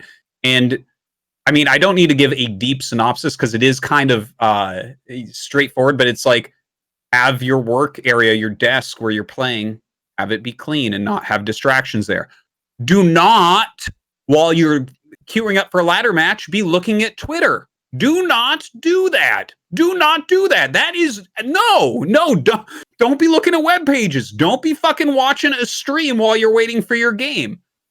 Keep focused on it. It's things like that. And I mean, I read it years ago and I was like, oh my God, I do all these terrible habits that are not any good for my game. It's just, and just cleaning things up the way that this book said, like, I'm more effective on everything I work on now because of this book. But definitely it applied to StarCraft heavily as well. Nice. The social media poll is really tricky because a lot of times the stuff that we see in our feed is the most dank, liked, upvoted, and that kind of thing. And it really incentivizes us to browse it because it's like, boom, huge headlining news story. Boom, something that's really interesting, something that's really funny. And it pulls your headspace in all kinds of different directions. So yeah, if you are trying to actually make progress on a work task or focus on ladder, it's taking you away from that part of your mind that's focusing on having an empty state of mind where you're ready to face an opponent and you're ready to trust your instincts and also have fun in the match. We haven't really mentioned having fun that much, but I think it goes a really long way. This isn't about fun. This is about suffering. This is about making the opponent suffer more than me. That's it. No one plays StarCraft for fun, guys. Come on. This is not a game, people. It's not a game. People who think it's a game are weak. All right, we can move on from that one. Yeah. Aoret, did you have another book? You did, right? Yeah, one more. So my last one, I do not have a book to model for you all. I apologize. I did this one on Audible. So The Art of Learning by Josh Waitzkin. Actually, Printf recommended this one to me. And we actually had him on to talk about this. It was one of the first episodes of the archives, I think. Basically, the gist of this book is, oh my gosh, look at this. Neuro's got the modeling angle covered. Excellent. I have it on Kindle. Perfect. Yeah, so the gist of this one is thanks for showing the bottom of the book there. No more balance complaints in the chat after that one. Yeah, so Waitskin is this guy that was a chess champion and basically, wins a bunch of stuff and then walks away from it, goes on this like essentially like sort of like isolation pilgrimage kind of thing, and then winds up studying Tai Chi push hands. So basically like competitive Tai Chi as a martial art.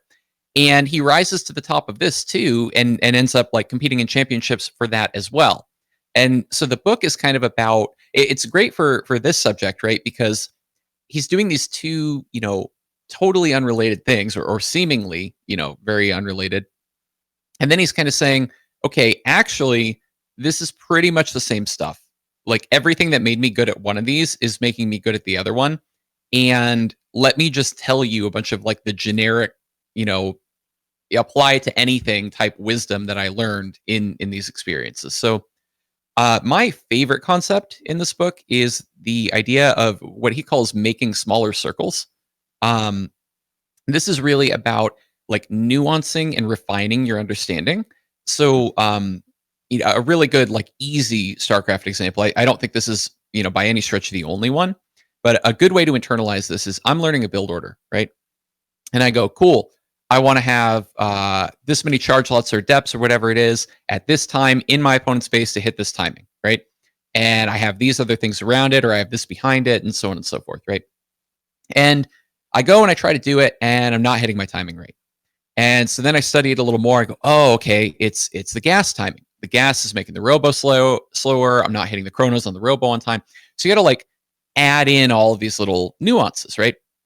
Similarly, maybe I finally iron that all out in my empty custom. Now I start hitting real opponents who are throwing wrenches and slapping me in the face and whatever they're doing while I'm trying to play my beautiful piano piece. And now I got to learn, okay, if my opponent can do that, how do I navigate my way around it and get back to where I want to be, right? Or what are the deviations that my opponent might throw at me that I need to scout for? And so you're constantly in this process of refining. Oh, okay, I saw this new situation. I need to kind of like think of like an amoeba, right? You sort of like blob out a little bit and just pull in a little bit more knowledge, and then you kind of like have that within your understanding. He talks about a lot of really good concepts. This is kind of just my favorite one. So another one that we mentioned earlier is the concept of investing in loss. So this is the idea that if there's ever a situation where, maybe I'm trying to prepare for a tournament and I get the sensation that maybe I need to be doing something different than what I'm doing. It doesn't have to be as extreme as, oh, I should use the core instead, or maybe my hotkeys are wrong. It could be like I got to learn a slightly different build order, but maybe that's uncomfortable enough that I feel like I'm going to bleed out some MMR if I make that jump. He basically argues that you should always do that. You should like just aggressively attack the losing that's going to happen to you when you're trying to do something new, because the alternative is essentially that you cap yourself and you're only ever going to be as good as whatever your sort of go-to skill sets are today.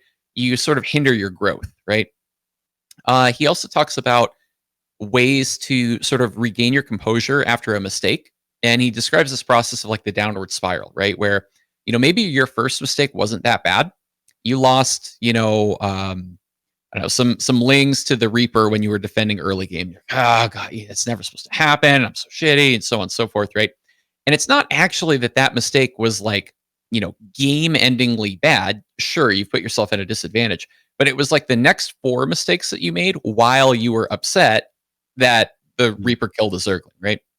So kind of talks about how to sort of maintain your composure and just say, okay, that happened. There's a fresh game state. Let's evaluate the fresh game state and kind of come to conclusions about that. How do I need to play now? Now that I'm down that Zergling, right? Whatever about me being sad, how do I navigate my way through this new situation that I'm in? There's also some stuff. Go ahead. One of the fundamental freedoms in StarCraft is that the player who is ahead can throw at any point, too. Yeah. So don't be too distracted by making one of the fundamental freedoms. Yeah, everyone can. It doesn't matter what your skill level is. You can always do something really dumb. Yep. And turn into a game of catch at any time. Yeah. He discusses kind of ways that you can group information into chunks, right? So again, like thinking build order stuff. If you're in Gold League or whatever, and you're struggling with these concepts, like, okay, I gotta take this gas, okay, I saturated, I got chrono boost, I gotta build this, okay, then I take my tech. That can feel really overwhelming, right? Like I remember clearly, I probably have YouTube thoughts of this when taking like a normal expand and then a cyber, every single discrete step to get to that was hard for me. I remember that, right? And now I just go, okay, yeah, like open with a normal expand and then a cyber, right? And that is like a single concept in a build order for me, as opposed to the 7 steps or whatever it is that it, is actually comprised of. And so this notion of chunking, right, is sort of like a cheat for the way that your brain hardware works, where you can only hold a handful of things in your head at a time, but your brain is like super fuzzy about what you're allowed to define as a thing, right? So if a thing is build a pylon, well, shit, I'm going to run out of room pretty quick here, right? But if a thing is do your normal expand build, then, well, okay, cool. Now you've got room for like 4 more things in your head. Another really, really, really important concept in this book is the notion of a growth mindset versus a fixed mindset. He calls it something else, like entity theory versus some other theory. But the idea is, am I a person who has innate abilities, which are essentially unchanging, or can I get better? And the sort of like allegory here is, are you the kid that got praised for getting an A on the test? Or are you the kid that got praised for studying really hard and preparing well for the test? And it turns out that getting praised for results kind of messes people up, in the sense that they begin to derive their value from the outcome and not from the process. So you can do this with yourself on ladder too. This is kind of, I ripped off like Maynard's focus goal thing, right?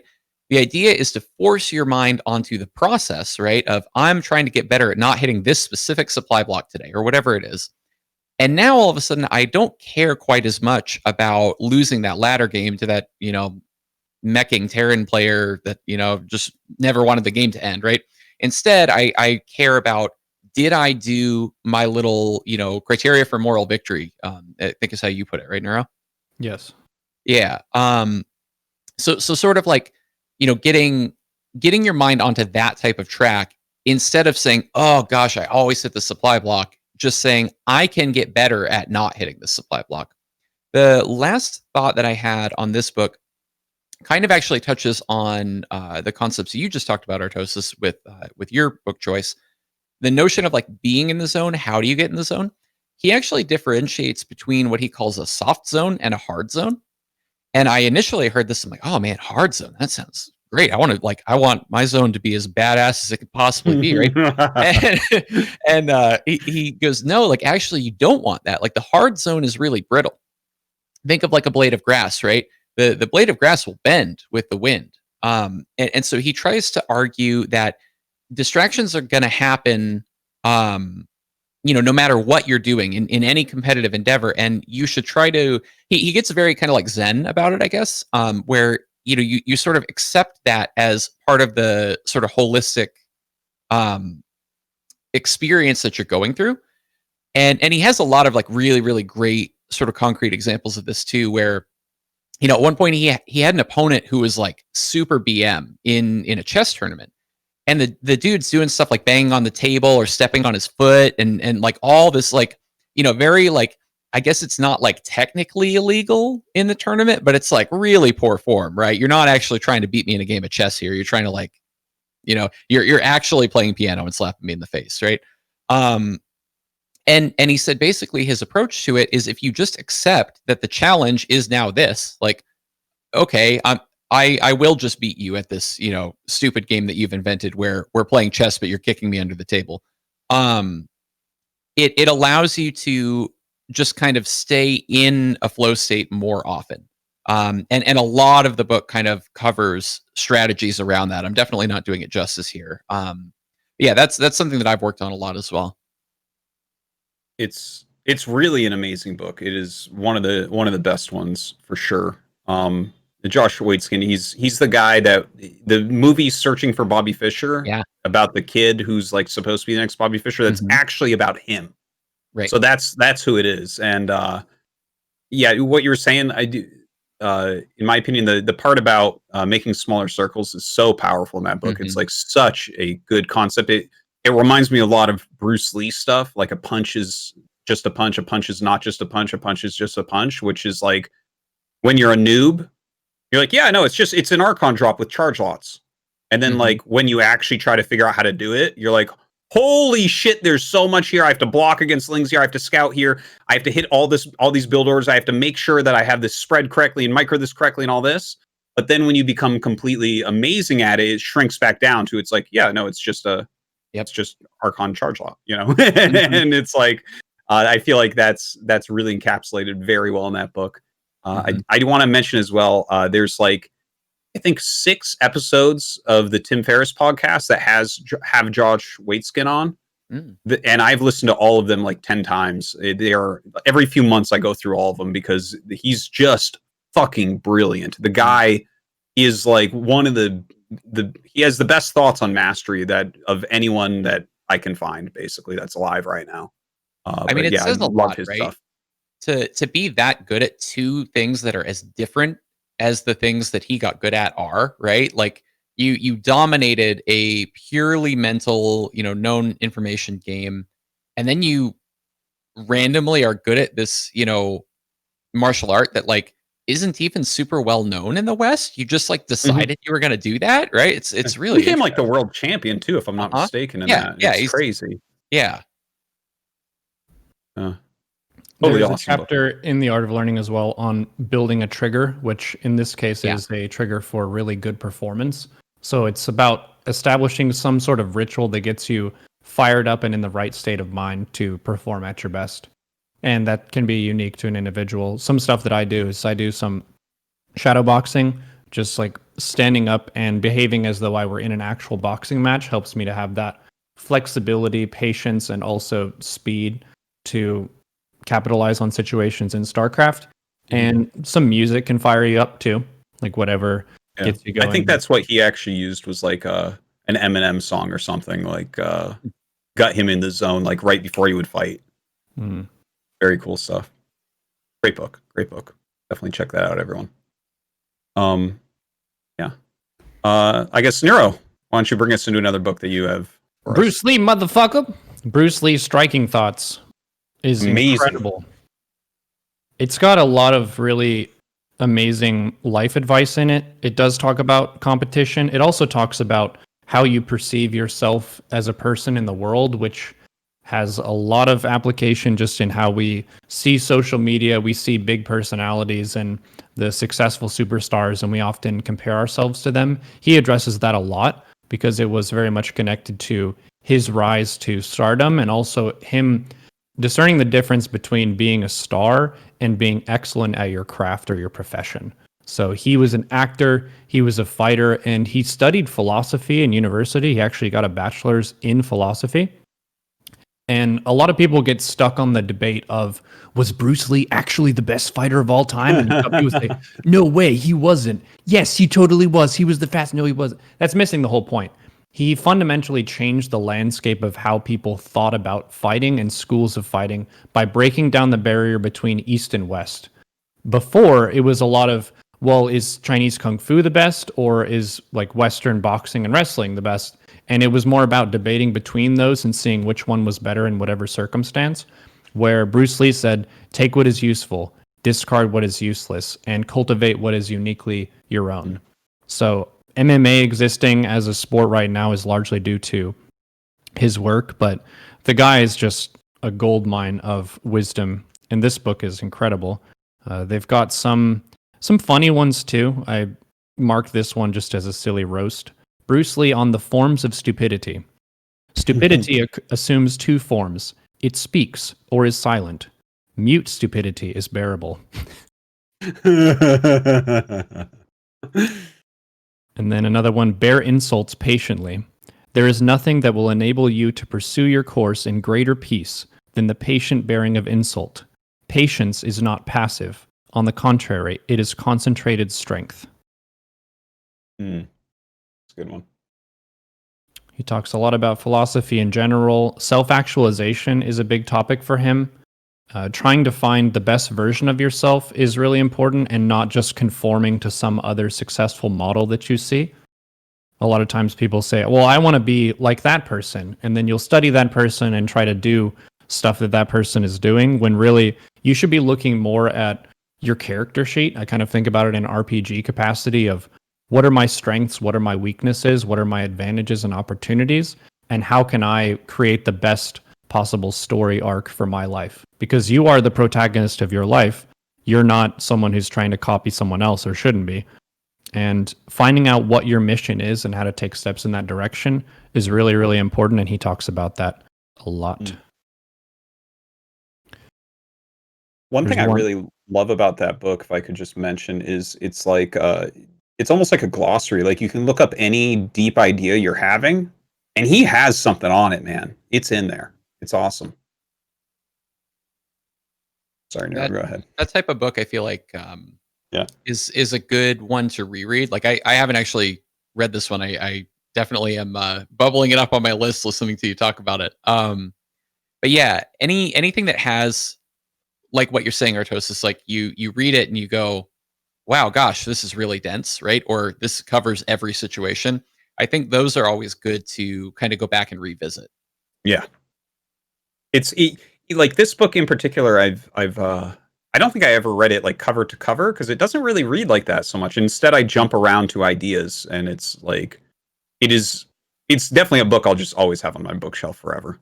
Yeah, I don't think that this was written intended to be a book. It's a collection of a lot of his sayings and writings from various different like letters and journals and that kind of thing, and they just compiled it all into one big thing. But they're organized by chapters, so it does read pretty well. This one I think fits really well for StarCraft people. Frustration is a means of growth. People have to grow by skillful frustrations. Otherwise, they have no incentive to develop their own means and ways of coping with the world. Basically, you have to put yourself outside your comfort zone to learn and to grow. And it's okay to be frustrated. I think some people get mad at themselves, or they feel like it shouldn't be the way that it is, but frustration is part of the process. So if you can just embrace that and use that more as fuel rather than a stumbling block, I think that's awesome. Awesome. Any other? The chat is really on one today. There's a documentary on Bruce Lee that I think was on ESPN or something recently that was about his life. One of the really amazing things that he did was try to work on racial differences and fight for equality where there wasn't so, especially for Asian Americans in the United States. He tried to get a lot of leading roles in films and that kind of thing, and was denied a lot of opportunities, and kind of always cast as either a sidekick or a side character of some kind. So for him to go back to Hong Kong was his shot to actually make the movies that he wanted about the content that he wanted. So he was a visionary and not just a fighter. Really, really smart guy, and he saw a whole bunch for how long he lived. He was really brilliant. What a loss to the world, that guy. Like, just the writing he had, and he died so young at like 35-ish or so, right? Like, and if you just look through his writings, and it's collected into a few different books, Striking Thoughts, I think, is the best one, like you mentioned, but like, just what a deep thinker, what a brilliant man. God. And imagine that, right? Like, to have accumulated that much wisdom in that short of a time, that we're sitting here talking about how can we apply this to a video game we like to play, right? It really does. It says a lot, I think. He wasn't even around for video games, right? So like, he just, especially StarCraft, it's crazy. Yeah. A really important thing that he did was read and study the existing wisdom, and then sort of filter that all into his own intuitive process and see the big picture. So him studying the East and studying the West, and then looking at that all as one whole, was, I think, his biggest advantage. So sort of like the purpose of this whole conversation in general is that you can avoid making a lot of mistakes that have been figured out in the past by building off of that wisdom and then finding your own interpretation of that. So how it suits you, basically. Yeah. Any other Bruce Lee thoughts before we jump to the next book? Those are the ones that jumped out at me. The mind-body relationship, I think, resonates a lot with him, where his mental will is represented in his physical fitness, and how that's a point of inspiration for me, where he was just super jacked and shredded because he worked really hard. And it was that he was that hard of a worker that was his strength, more so than just being innately gifted or talented. He certainly was, like, he's a very fast guy, but his ability to day in and day out really put before himself what he wanted to accomplish and then driving his force of will toward at least one thing per day is massive. Absolutely. All right. I guess going on to next book. I'm going to show two books at once for this because they're like kind of very similar in my opinion what they cover. And then so you guys, I'm sure everyone at this point must have heard of deliberate practice. Which is just such an important concept for people that might be like, oh, I've kind of heard about that, but I'm not sure. Basically, Malcolm Gladwell's 10,000 hour rule was like a babied version of what deliberate practice is. So a lot of people have heard like, oh, it takes 10,000 hours to become a master at something or whatever, right? Like to become world class. But that's kind of like really dumbing down the whole concept of deliberate practice that was basically researched by a guy named Anders Ericsson. And he wrote a book semi-recently called Peak that really explains it if you don't know about deliberate practice and what it is, which is basically like practicing pieces of your play. We've talked about this kind of a lot, like we've been skirting around the edges of it because it's such a fundamental thing. Like practice this piece of your play and then practice this piece of your play. Just grinding ladder games is not the way to actually improve quickly, even though maybe that will be fun. And so if you check out Peak, that's going to give you like your starters course on everything deliberate practice wise.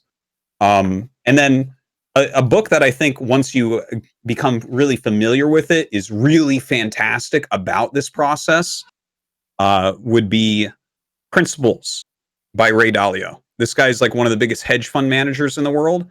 And so he wrote this book. And there's actually two pieces, but it's this first one, Principles, that you're going to want, where it's just, this is like how he makes billions of dollars in the stock market, because he's set up like these loops that he goes through to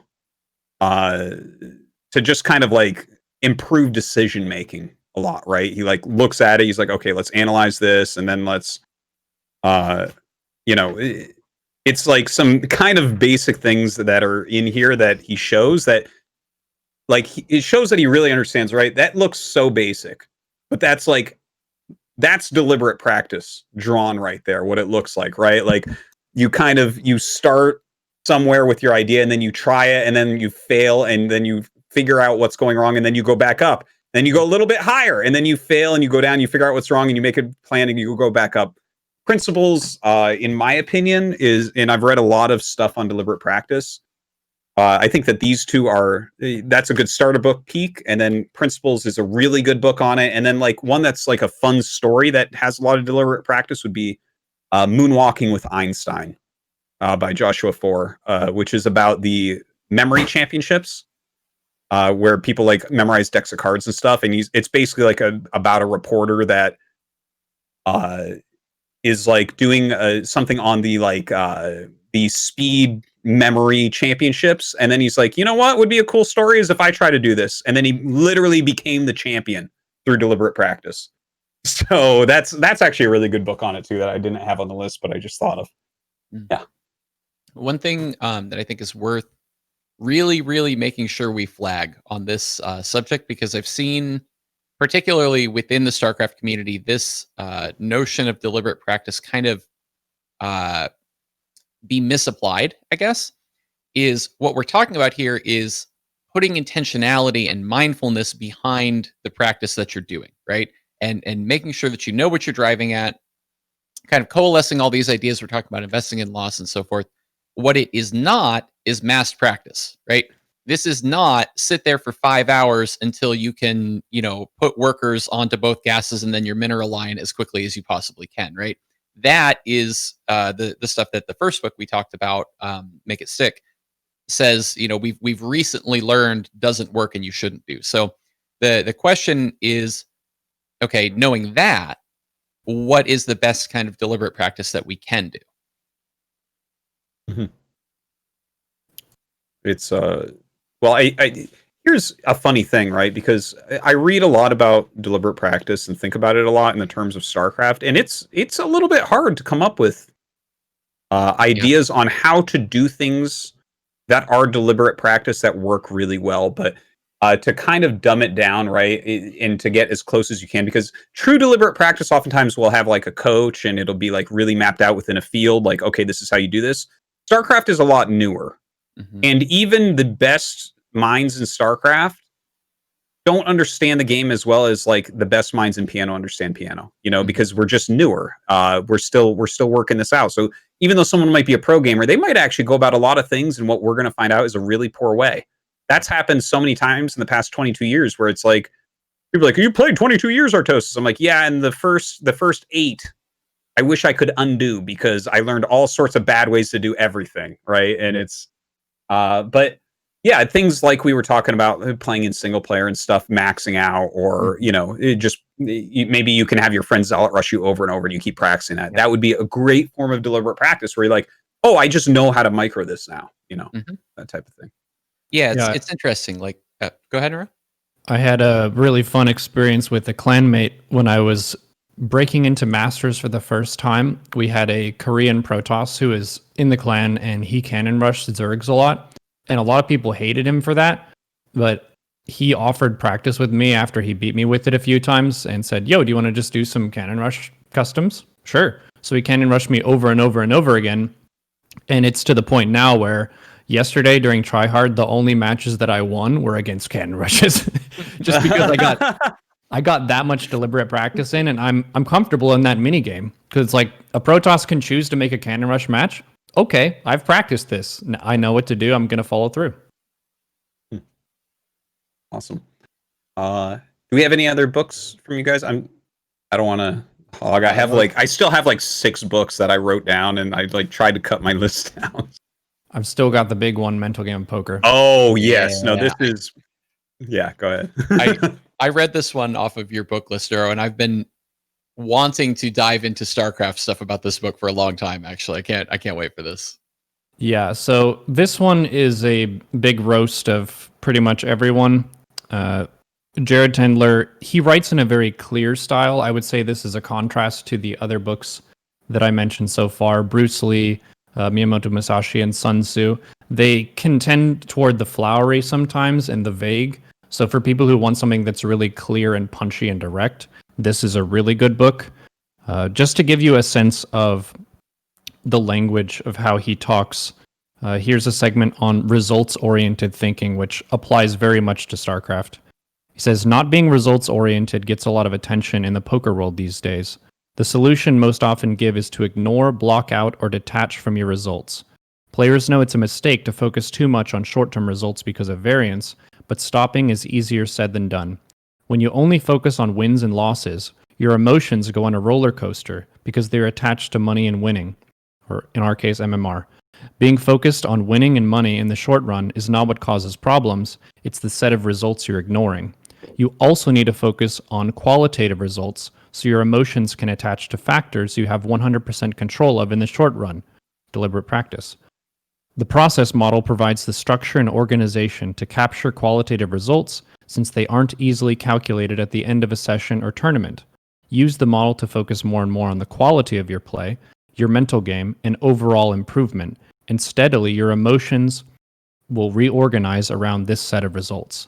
So a way this jumps out at me is whenever you're in a match, it's not just about the win and the loss, because a lot of your opponents are very different skill levels. Sometimes you're against an opponent who is way higher MMR than you. Like, I'll face a 6K player sometimes. And in certain capacities, I'll do really well in the early game and pretty well in the mid game. I lose in the late game, and then I see in the Twitch chat, man, fuck Protoss. But I feel like I did really well. And relative to a lot of my other matches that day, that may have been the best game of the day. So if I'm only looking at the loss, feels bad, man. If I'm looking at my personal performance, feels pretty good, man. That was a nice match. Absolutely. I mean, I'm someone that book definitely helps. Obviously people are like, "Oh, you rage all the time." It's like a lot of people think you and I are opposites, Neuro, even though we have many of the similar interests and both eat oatmeal for breakfast.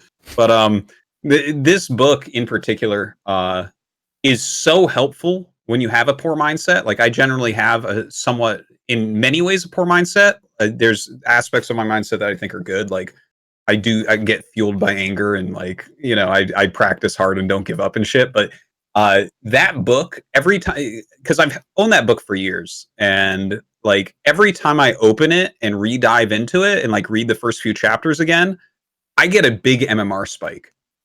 Like it happens. Like a few weeks ago, I had like a really bad couple ladder weeks, and then I'm like, I gotta open that book again. I'm in a dark place.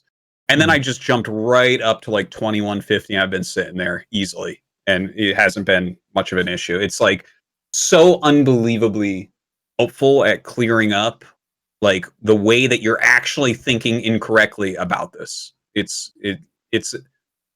every single person. If you play any game and are trying to get better at it, this is the book. Very, very good for competition. Here's one that I thought was a great roast of our community.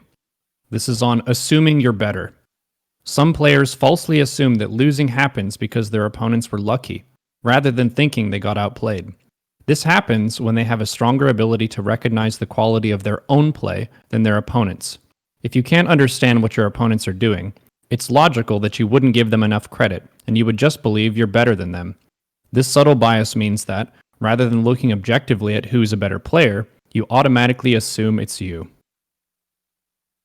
Oof. Yeah. Oof.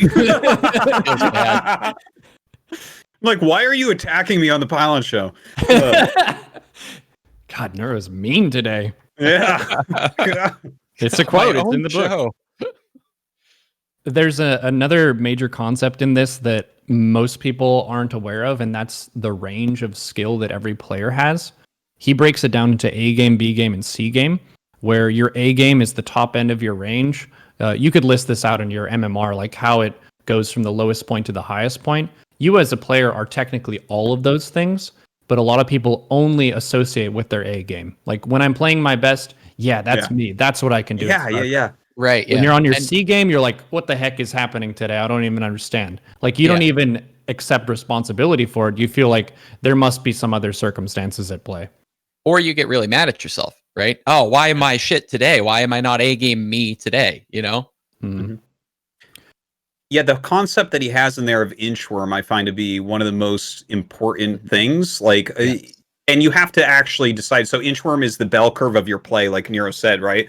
Like for me personally in StarCraft 1, and this is one of the main things the book helps me to visualize, is like the bottom of my play is sometimes I'll lose to 1900 fucking people, baboons as I call them. And then it's like, that'll happen sometimes. Then most of the time I'm in the 2000s, and like sometimes I beat 2300, 2400 MMR, right? So that's like the full range. And it's like, you're not this and you're not this, you're all of it together and mostly in the middle. And so it talks a lot about the inchworm, where it's like you have to scoot up the back to scoot up the front. So if you're only working on high level strategy, it's like, okay, wait a minute, but what's happening that you die to someone bad? Let's scoot that up and tighten that range a little bit and then scoot up again. And that's actually how you improve, is like that accordion style. It's yeah, it goes back to that humility, right? The thing Neuro's talking about, where it's like I go outside, I vent that I'm pissed that I just lost that game. And then I go, all right, well, what are the things that I screwed up in that game, right? Because I can totally control not doing that, right? I can be deliberate at practicing that, and I can tighten up my range. Mm-hmm.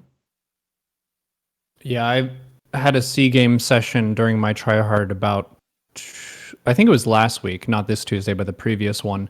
And I made some mistakes that I almost never make. I was playing against a Terran, and I just went to inject my third base, and there wasn't a base there. Normally, I take that at 3:30, and I'm like, okay, Queen, go over there and inject that. And she walks over there, and she's like, John Travolta gif, just looking around. I don't know what you want me to do. Oh, I love that. Yeah. So it's okay, like, to be on C game. One thing that helps me and he mentions this in the book, is write down that mistake that you made. And then whenever you realize you're on C game, just focus on not making those mistakes. And that's how you move your overall skill progression better. Because you have that check-in of awareness of, I'm playing like fire today. This is awesome. Or I'm playing like garbage today. If I'm playing like garbage, I go to my list of garbage plays and I just try to not do those things. And then I have a criteria for moral victory. Yeah. Definitely. I think for most StarCraft players, this is the most important book we're talking about today. It's just, really, when you read it, you're just like, he is literally talking about me. Everyone is going to feel that. Some people more than others, but it's amazing. In fact, that guy, Jared Tendler, he blew up with that book. Like, I think he actually works with esports teams now as well. Yeah, so he was working with Team Liquid last I saw a little bit. I think you're right. Yeah.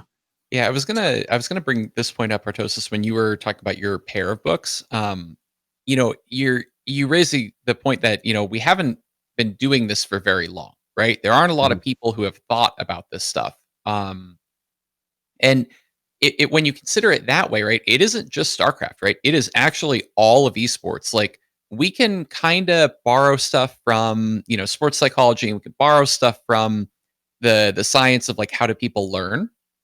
But the subject matter that we're talking about in this episode, right? How do I apply that other knowledge that's like kind of sort of the same as this to esports or to StarCraft specifically? Like, we are in the infancy of that, right? How long have physical sports existed? And there's this whole community around how to make people better, and there's infrastructure and all this stuff, right? We're so early days, and I feel so lucky, right? And excited when I think about it and frame it this way, right?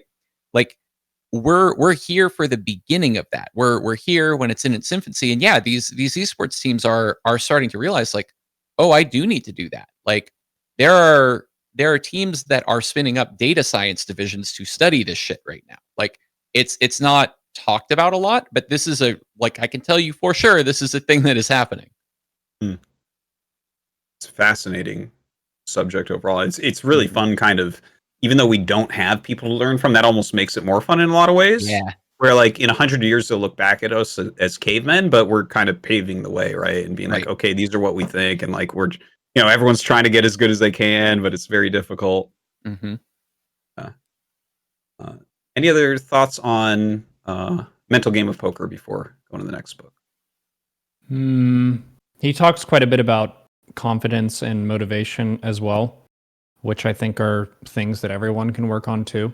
It's not just about dealing with the bad side of emotion. It's also about trying to cultivate a robust mindset so you can go into tilting situations and not be as affected by them. I felt like I can develop individual strategies for a type of thing that upsets me and then immediately go into how I want to frame that. Like, the training with weights is playing with high ping. That probably took like a third of the tilt off of me whenever I'm in that situation, because it makes me feel like a badass for doing that rather than like a victim.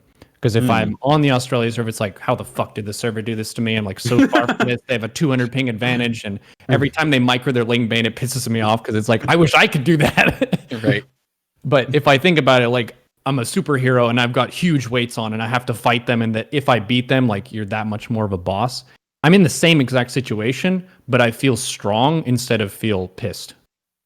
It's like you make yourself a shorthand for the little mental tricks you can play on yourself to wiggle out of that bad space, right? That bad mindset. And it's even like, there's even cheaper stuff. Like, so getting to that, like, the way you described that, Neuro, it like took you some work to initially come up with this, and now it's kind of quick, right?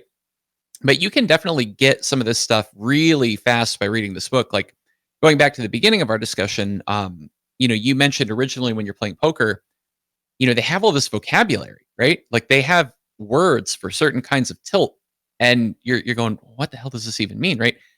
Even just knowing the vocabulary can help you, right? Because you catch yourself in it and you're like, ooh, I have need to win tilt right now. I remember that from the book, right? Like, and even just having an awareness that it's happening to you can be an edge. You might not even have the strategies for how do I wiggle out of it yet, but sometimes realizing it's happening by itself can be enough. Yeah, you can't fix a problem until you have recognition of that problem, and doing things like learning the words for it. That was definitely talked about already today. Some about like learning what certain things are called. But that's like that's that's important in everything in life. If you want to learn about something, you need to know what the words mean first, so you actually understand when you're figuring things out. But that's like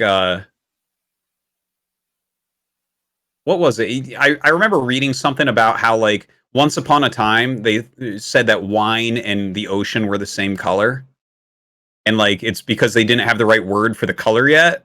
And it's like, wow, think about that's a mind fuck, right? But like stuff like that happens to you each and every day because things are always happening to you that you don't actually have a word for, that you can't categorize into like, oh, this is the mental construct that I'm struggling with right now. It does make it amusing too, because you can kind of assess someone's skill level based on how they describe the game. Because someone who's more expert is going to focus on very different things than someone who's novice. And a game like poker is a very tricky beast because bad players can win pretty regularly. They're going to lose more than they win, which means that it's a bad idea for them to invest time in playing poker if they're not going to improve.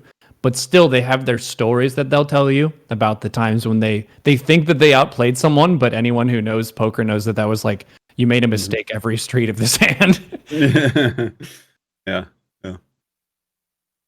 I guess onto another book. This one is written for esports. From Daigo Umehara, The Will to Keep Winning. So for those of you who don't know who this guy is, I would say you can easily consider him top 3 pro gamer of all time. It's like Flash is the best. That's never gonna change most likely, or 100 years from now maybe.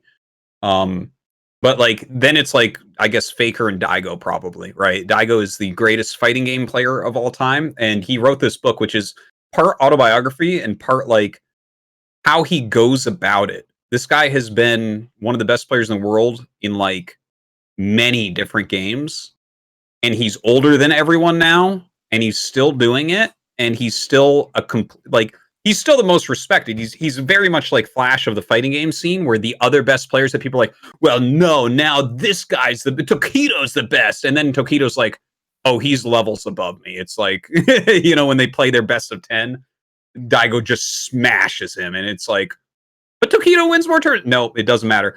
He's brilliant. And the book is awesome because and especially for esports people, because you kind of relate. He like tells about the early tournaments at arcades and stuff, but then he also talks about like his training. And for instance, one of the things that really strikes me that I think about a lot is he'll go into each day just trying to improve a tiny amount because he practices every day, right? So it's like, all he wants to do on this one day, he has this one idea of one thing he wants to work on, and he just tries to fix that and make it a little bit better.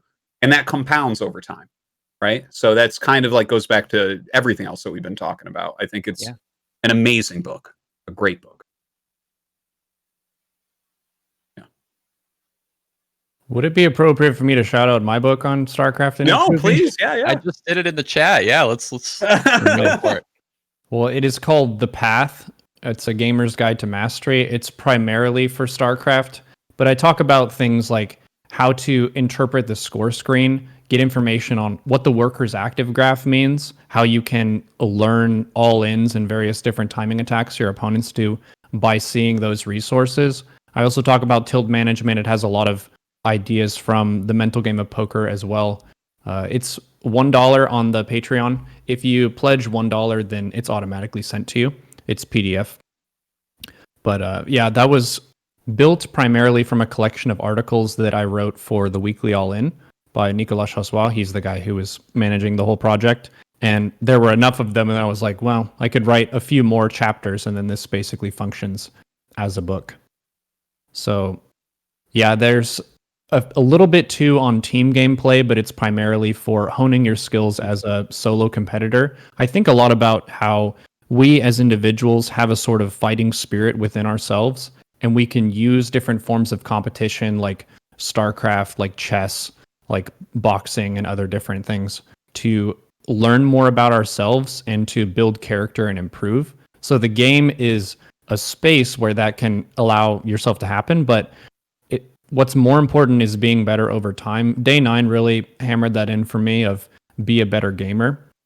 I try to abide that principle as well of I'm trying to set a good example and challenge people to learn and grow through games. So we can break that stereotype of, oh yeah, the kids just play games all day. They don't focus on what matters and they're just raging and entitled all the time. I would think it would be really cool if we could attach competitive gamers with stereotypes like hard work ethic, ability to see and interpret mistakes, being good at planning your strategies and being really tenacious and having a strong fortitude of will. Like those are things that are very achievable. And you see it a bunch in coaches of conventional sports, where the time where I got chewed out the most by our football coaches was when a few of our players were talking shit about the other team.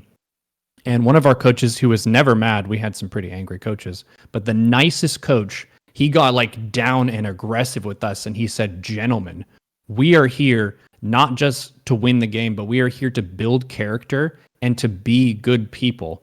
And those players are people just like you in the same grade that you're in. And whether you win or whether you lose, you're going to go across the field and shake their hand at the end of the game. And we were all like, oh shit, like Coach Roach is really pissed at us. I guess being respectful is really important. But we haven't had that same history of emphasizing character development through esports, but it definitely can happen. That's a really interesting tangent. Like I don't often have dangerous opinions on Twitter, but one of the only times that I have done this surrounded this concept, right? Like this is a thing where we all, going back to what I said about, we're in the early days, right? We all get to shape what that culture is right now. And it's not like, me talking about it right now is going to do some, grand thing, right? It's the really, really small micro interactions that set the overall tone, right? They add up overall. It's the one time that you're pissed and you kind of want to say a little something to your ladder opponent and you don't, right? It's all of those things kind of added up that sort of like makes this perception, right? So I guess what I'm getting at is a pitch for doing that more, right? And it's hard, right? Like because of all these, human things that we've been talking about where, you're mad, the person can address you and you don't think that that's a particularly honorable way to win a game. And, you might want to say a little something saucy to your opponent, right? But I think, there is something valuable to what Neuro's talking about if we can shift that perception even a little bit. I think helps. Like a lot would be great, but I think even some change is worth it. The path, by the way, is I went on your Patreon and got it. It is good. It's good stuff. You should check it out. You read it already? I was like 17 seconds. Really? No. The months, years ago, maybe. It was a while back. Oh. Yeah. Well, thank you. Yeah. Of course. Do you guys have more books, or do we exhaust your lists? Those were the ones that I have. There's a book that I just got in the mail from a friend and fellow collaborator who does the philosophy segments with me, and it is Hagakure, The Secret Wisdom of the Samurai. I just started reading the very beginning of it, but that's one that I could probably shoot you a message and let you know if it's good or not. Please do. They quoted a bunch in a movie, Ghost Dog Way of the Samurai, which is a movie a lot of people probably haven't heard about. Is that with Forrest Whitaker or something? Yes, it is. I've heard of it, but I never watched that one. 1999. I'll link the IMDb and Twitch. All right, cool. Let me know if that book is good. That sounds right down my alley. I want to mention just one more book, just kind of as a side, because it's very different from the ones that we talked about. And this one is called Winning Ugly. It's by Brad Gilbert, who basically he is now a tennis commentator and a tennis coach, but he was a pro that hit as high as number 4 in the world and won a bunch of tournaments. But he was like considered, like people watching his play were like, he's not good. He knows no talent and stuff. And like, he kind of tells his story within the book, but it's very much about mind games, mindsets, and like kind of out preparing your opponent, because he knew that all these other players, he played against people like Pete Sampras and Andre Agassi and stuff. He was from that era, so there was like a ton of really unbelievably good players that he had to beat to do these things. And so he kind of talks about like, oh, well, I made sure that every time my bag had everything I needed in it and stuff like that. And like, he's like, and you can get under their skin by doing these things that are within the rules, but like taking your time, tying your shoes, things like that.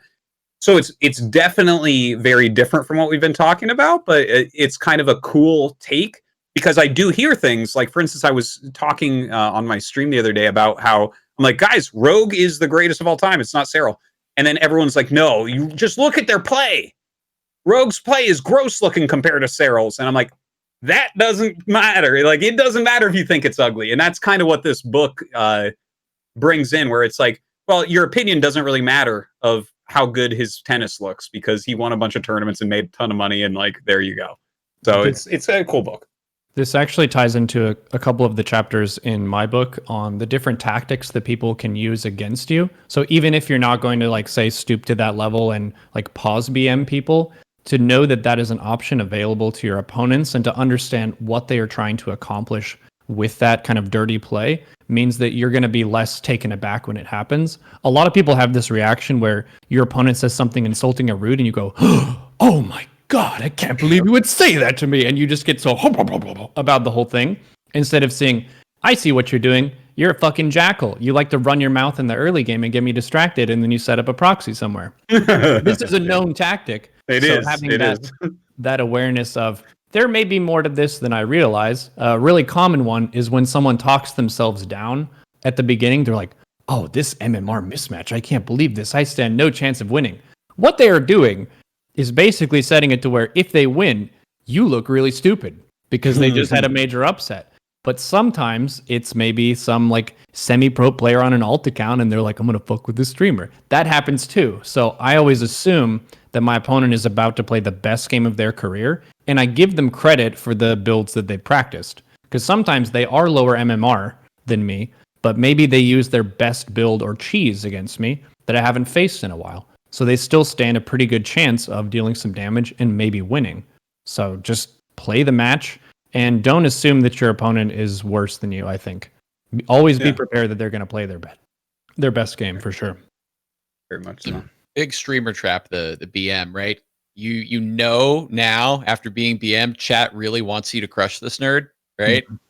Oh man, I think my win rate's got to be hovering around 20% when people do that. Not even buying into it myself, but just knowing, oh, chat really wants me to pull this one out, you know? Yeah, I feel that too. Whenever someone says that and you're like, but haven't I been trying to win every game all day? Right, yeah. But now you want me to turn on the Jets? Okay. Yeah. Artosis, why don't you try winning some games? I'm like, oh, okay, cool. Oh shit, that's what I messed up. Okay, cool. All right. Do we have anything else as far as books go, or should we go into Patreon questions? This has been amazing. I feel like we could actually go 10 times deeper on every single book. I know we could, because they're books and we fucking talked about each one for like 5 minutes. So, books take hours to read for a reason. I would say it didn't make my list, but another one that we did an episode on that's really good is Thinking in Bets by Annie Duke. Another sort of poker related. I picked that book up recently. Like, is it really good for StarCraft stuff? I haven't read it yet.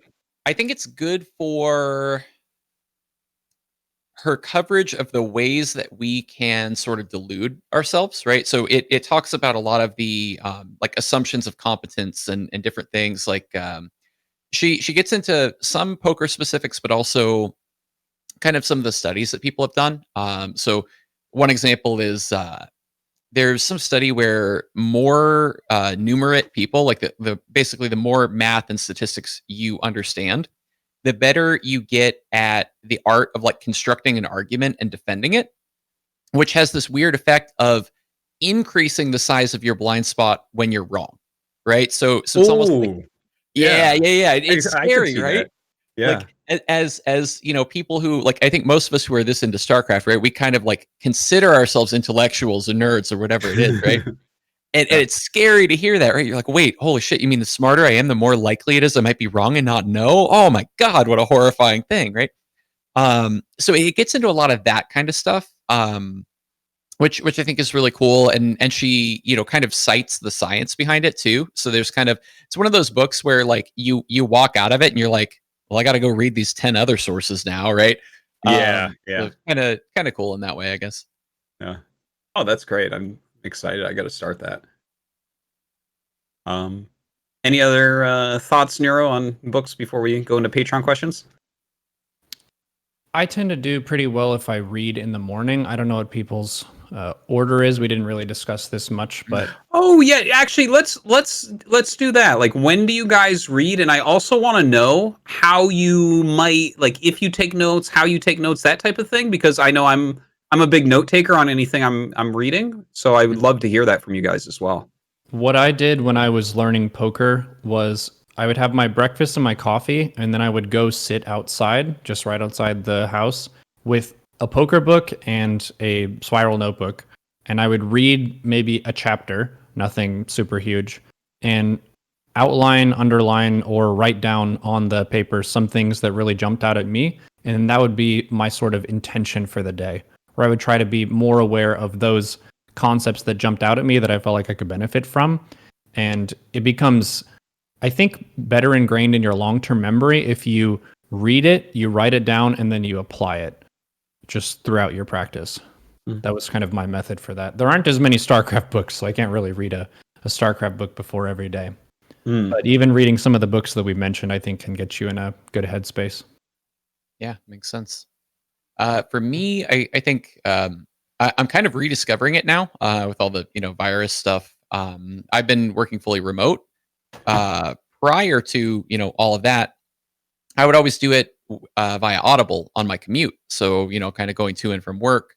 As long as I'm not dodging somebody who just cut me off and trying not to die, right? I can pretty much like pay attention to whatever I'm hearing. And then I would kind of find that I would reflect back on the material. Obviously I'm not taking notes when I'm behind the wheel, but I would think about it throughout the day, right? Whether it's, the walk from the car to the office door or, taking a shower that night before bed or whatever it is, I would kind of be just teasing these concepts apart, think, okay, how can I apply that to StarCraft? The one thing where I think this is kind of a flawed approach is I occasionally would dip into sort of daydreaming about that stuff while I'm listening to the audiobook. So you like hear a concept, get kind of excited about it, and then you just go off on that rabbit trail. Before you know it, like 2 minutes has gone by, you haven't actually been listening to the words anymore.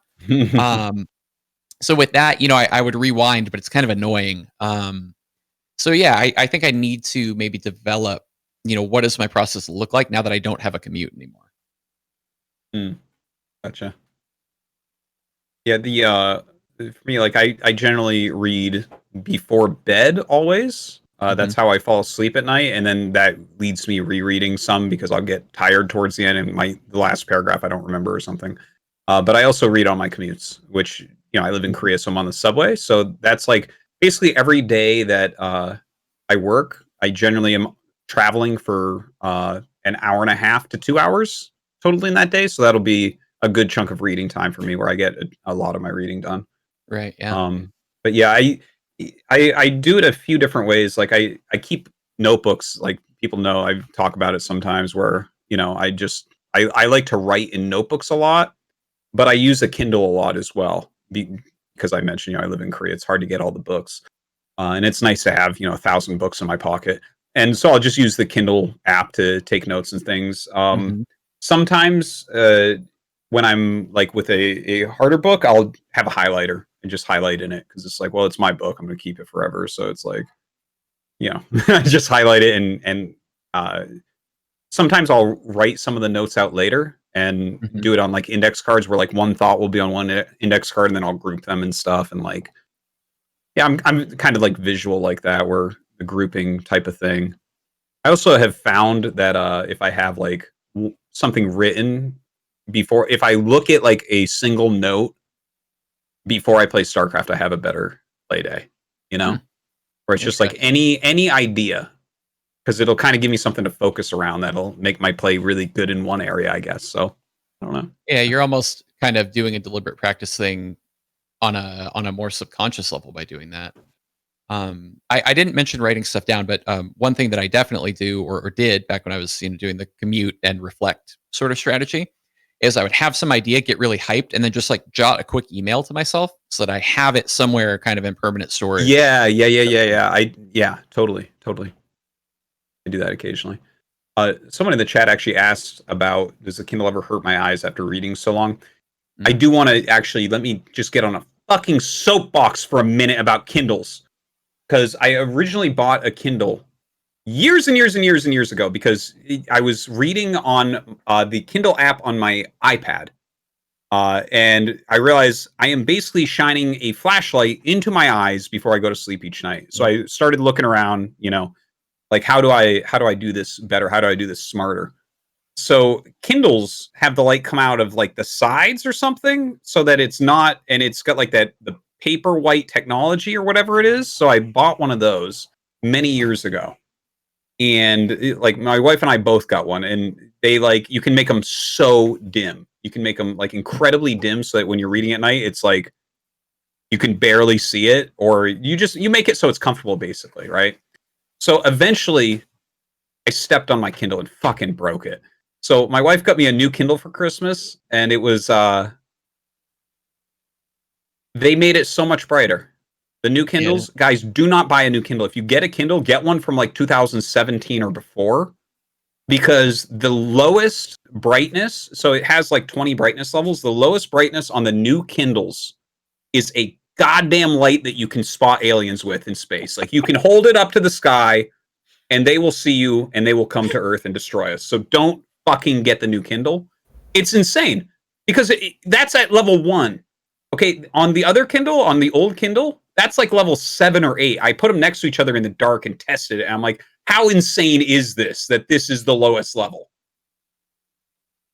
Yeah, that's tough. I'm talking about Kindle Paperwhites here, by the way. So yeah. Anyways, I'm so frustrated at that because this new Kindle is like so sleek and it's way faster than my other one and it's fucking waterproof and I want to use it. It's a Christmas gift, but instead I stole my wife's Kindle and I use that one now. So because it's the old one. Yeah. Okay. Sorry. I had to rant about that. It's so frustrating. Okay. Yeah. Do we have anything else? Sorry, I got sidetracked there for a moment. Hang on, I need 5 minutes to bash the new Kindle. Well, it's how tone deaf do they have to be? It's like people are reading this in bed. You don't need a flashlight in their eyes. Like why? My old Kindle can get really bright. Not as bright as this thing. I can't fight the sun with my old Kindle. With the new one, you put up brightness all the way and you shine it at the sun, and who the fuck knows what would happen if 3 people with that Kindle at once did that? The sun would probably explode. But yeah. Anyways, I get beyond myself here. Just get a batarang, put it in front of it, and you've got a bat signal ready to go. Yeah, absolutely. Okay, no, that's okay. Good stuff. Anything else about books before we go into Patreon questions? I mean, I hope some of those are about books too after today. Yeah, no, guys, you still have a little bit of time to drop Patreon questions, so do so. Patreon.com/ThePylonShow. Okay, let me dig those out. Any Patreon questions? Episode 104. All right, I guess let's jump into those Patreon questions. This has been an amazing episode. I actually just want to stop and talk for an hour at least about each book and the things we got out of it and stuff. So I'm so sad, but yeah, I'm also so happy. It's a very weird emotion I have inside right now. All right, going into the Patreon questions. First one up. Mitchimus asks, ASL predictions. Will Flash really be playing random? Shout out to Blizzard for patch 5.0. I bought StarCraft 2 the day it came out, and I'm thankful for all the fresh content we still receive. Cheers to 10 more years. ASL predictions. I think Snow is the favorite, and yes, Flash will really be playing random the whole time. No, he doesn't have to tell his opponents his race.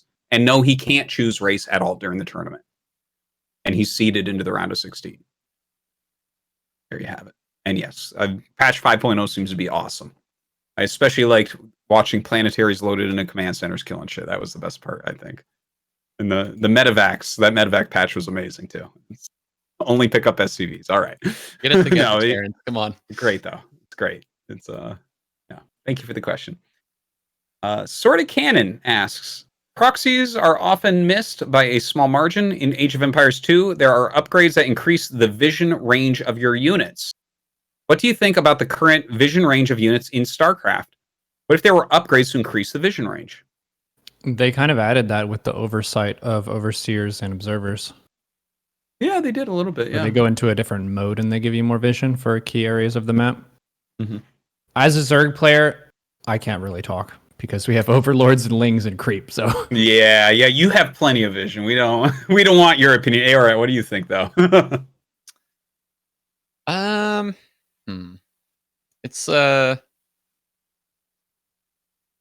It's an interesting one. I feel like it's sort of fine as is.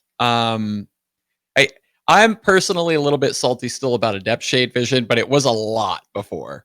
It was hilarious before. You would literally see everything from the ramp. yeah. I don't know. I kind of feel like it's fine as is. The thing is, for what you're suggesting, sort of Canon, about it, like no one would ever get it early game, which is probably what you're looking at to fix with that type of upgrade. And then in the late game, you don't need that vision as much because you have so much more, right? So it's like, I think vision upgrades can be good in certain situations. There's a couple vision upgrades, or 3 vision upgrades in Brood War. There's Overlord vision upgrade, no one ever gets. There's Observer vision upgrade, which occasionally you can get, so you can spot lurkers a bit easier. And then there's the Scout one, which is of course a joke. But yeah, they aren't really used, and I don't think they would really be used in StarCraft 2, to be honest. There are downsides to proxying your stuff too, though, where it's harder to defend that location if you proxy a Stargate. I mean, yeah, your first Oracle gets there earlier, but once that's revealed, then how are you going to defend that, really? It's a lot harder, so there are downsides. Yeah, you never do. Yeah. Then you don't have a Stargate for the rest of the game. It's like it's a balancing act type of thing, for sure. Oh, thanks for the question. Knocked Cop asks, I'm a bit behind at the Tasteless episode. Part of the discussion was that companies that do esports only infrequently have their heart in the right place. What companies can you think of that have been really upfront with their goals and motivations for a long time? Intel maybe with IEM?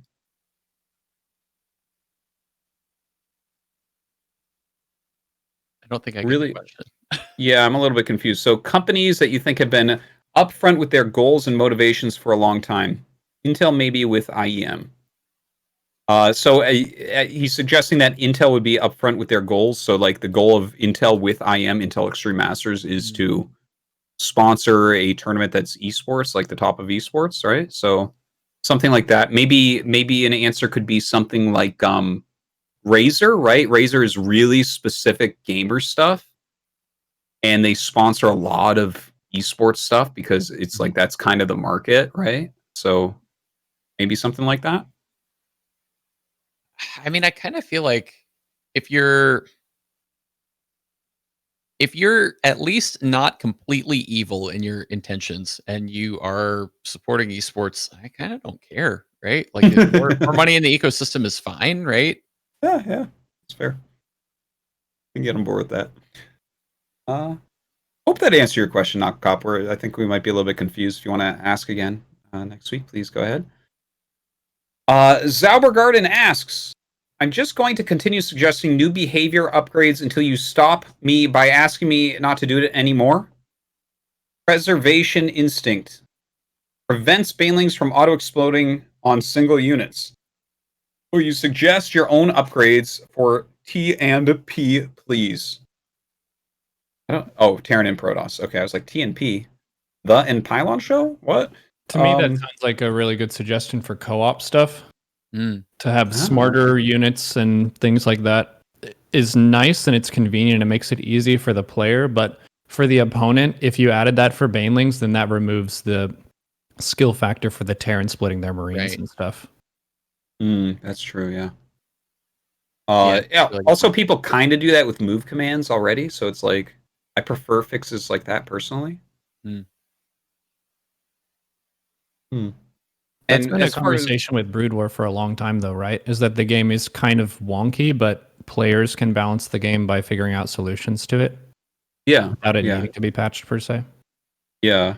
As far as behavior upgrades, like I'm kind of against the idea in general because of that. Really, it's like you want there to be as big a skill cap in as many areas as is possible. And actually, I would go in the opposite direction on most things. Like I've said a lot of times, I wish that you didn't have smart casting on spellcasters in StarCraft 2 because it makes massing spellcasters really good. Whereas you look at StarCraft 1, like once you hit a certain number of spellcasters, no one in the world can handle them. Literally nobody can make 12 vessels use up all their energy all the time. They can't do it. You watch the best pros in the world and they fuck up and they can't do it and it's impossible. And I think that that's much more interesting than when we see, we've seen it various times, like a group of 30 ravens mass shoot missiles everywhere. And it's like, come on, like that's not what we want, right? So I personally don't like that type of thing. Do you remember in Legacy Beta whenever they automated injects and scans and chronoboot? Oh my god, yeah. That was the worst couple weeks of StarCraft 2 I've ever played. People were upset. Yeah. Yeah. I think I don't have as extreme a view on the skill cap thing, although I completely get it, right? And I think it especially makes sense coming from a Brood War, place, right? I think for me there's a sweet spot, but I definitely appreciate the idea of the more, it's almost like the dumber the units are, the more room there is for me to make them do something smart, right? And then I think the only opposing force to that is, well, okay, if I make it, so horrible, how do I get enough people in the door to actually like have a competitive scene, right? So that's where I say it's kind of a sweet spot thing. Like it. Thank you, Zephyr. I'm not going to ask you to stop yet. These are some interesting, thought-provoking conversations. Always willing to talk about it. Thanks for your support. Polly asks, Artosis, as maybe the most famous StarCraft vegetarian caster worldwide, I'm curious why you decided to not eat meat but still advertise beef jerky. Okay, so that didn't happen because I actually do eat meat again. I was a vegetarian for 23 years. A lot of people are caught off guard because I eat meat again, but it has to do with raising my family.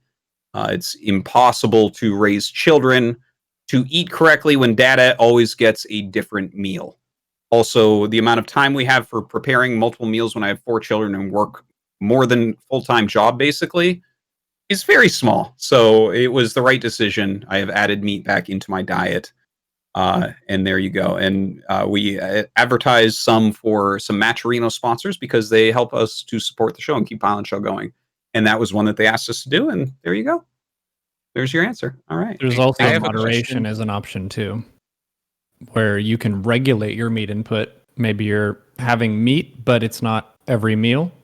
That's yeah. No, I definitely don't eat it every meal. It's just it's part of my diet now. So I'll eat it if it's what's for dinner or whatever, and because that's gotta do the right thing for the kids.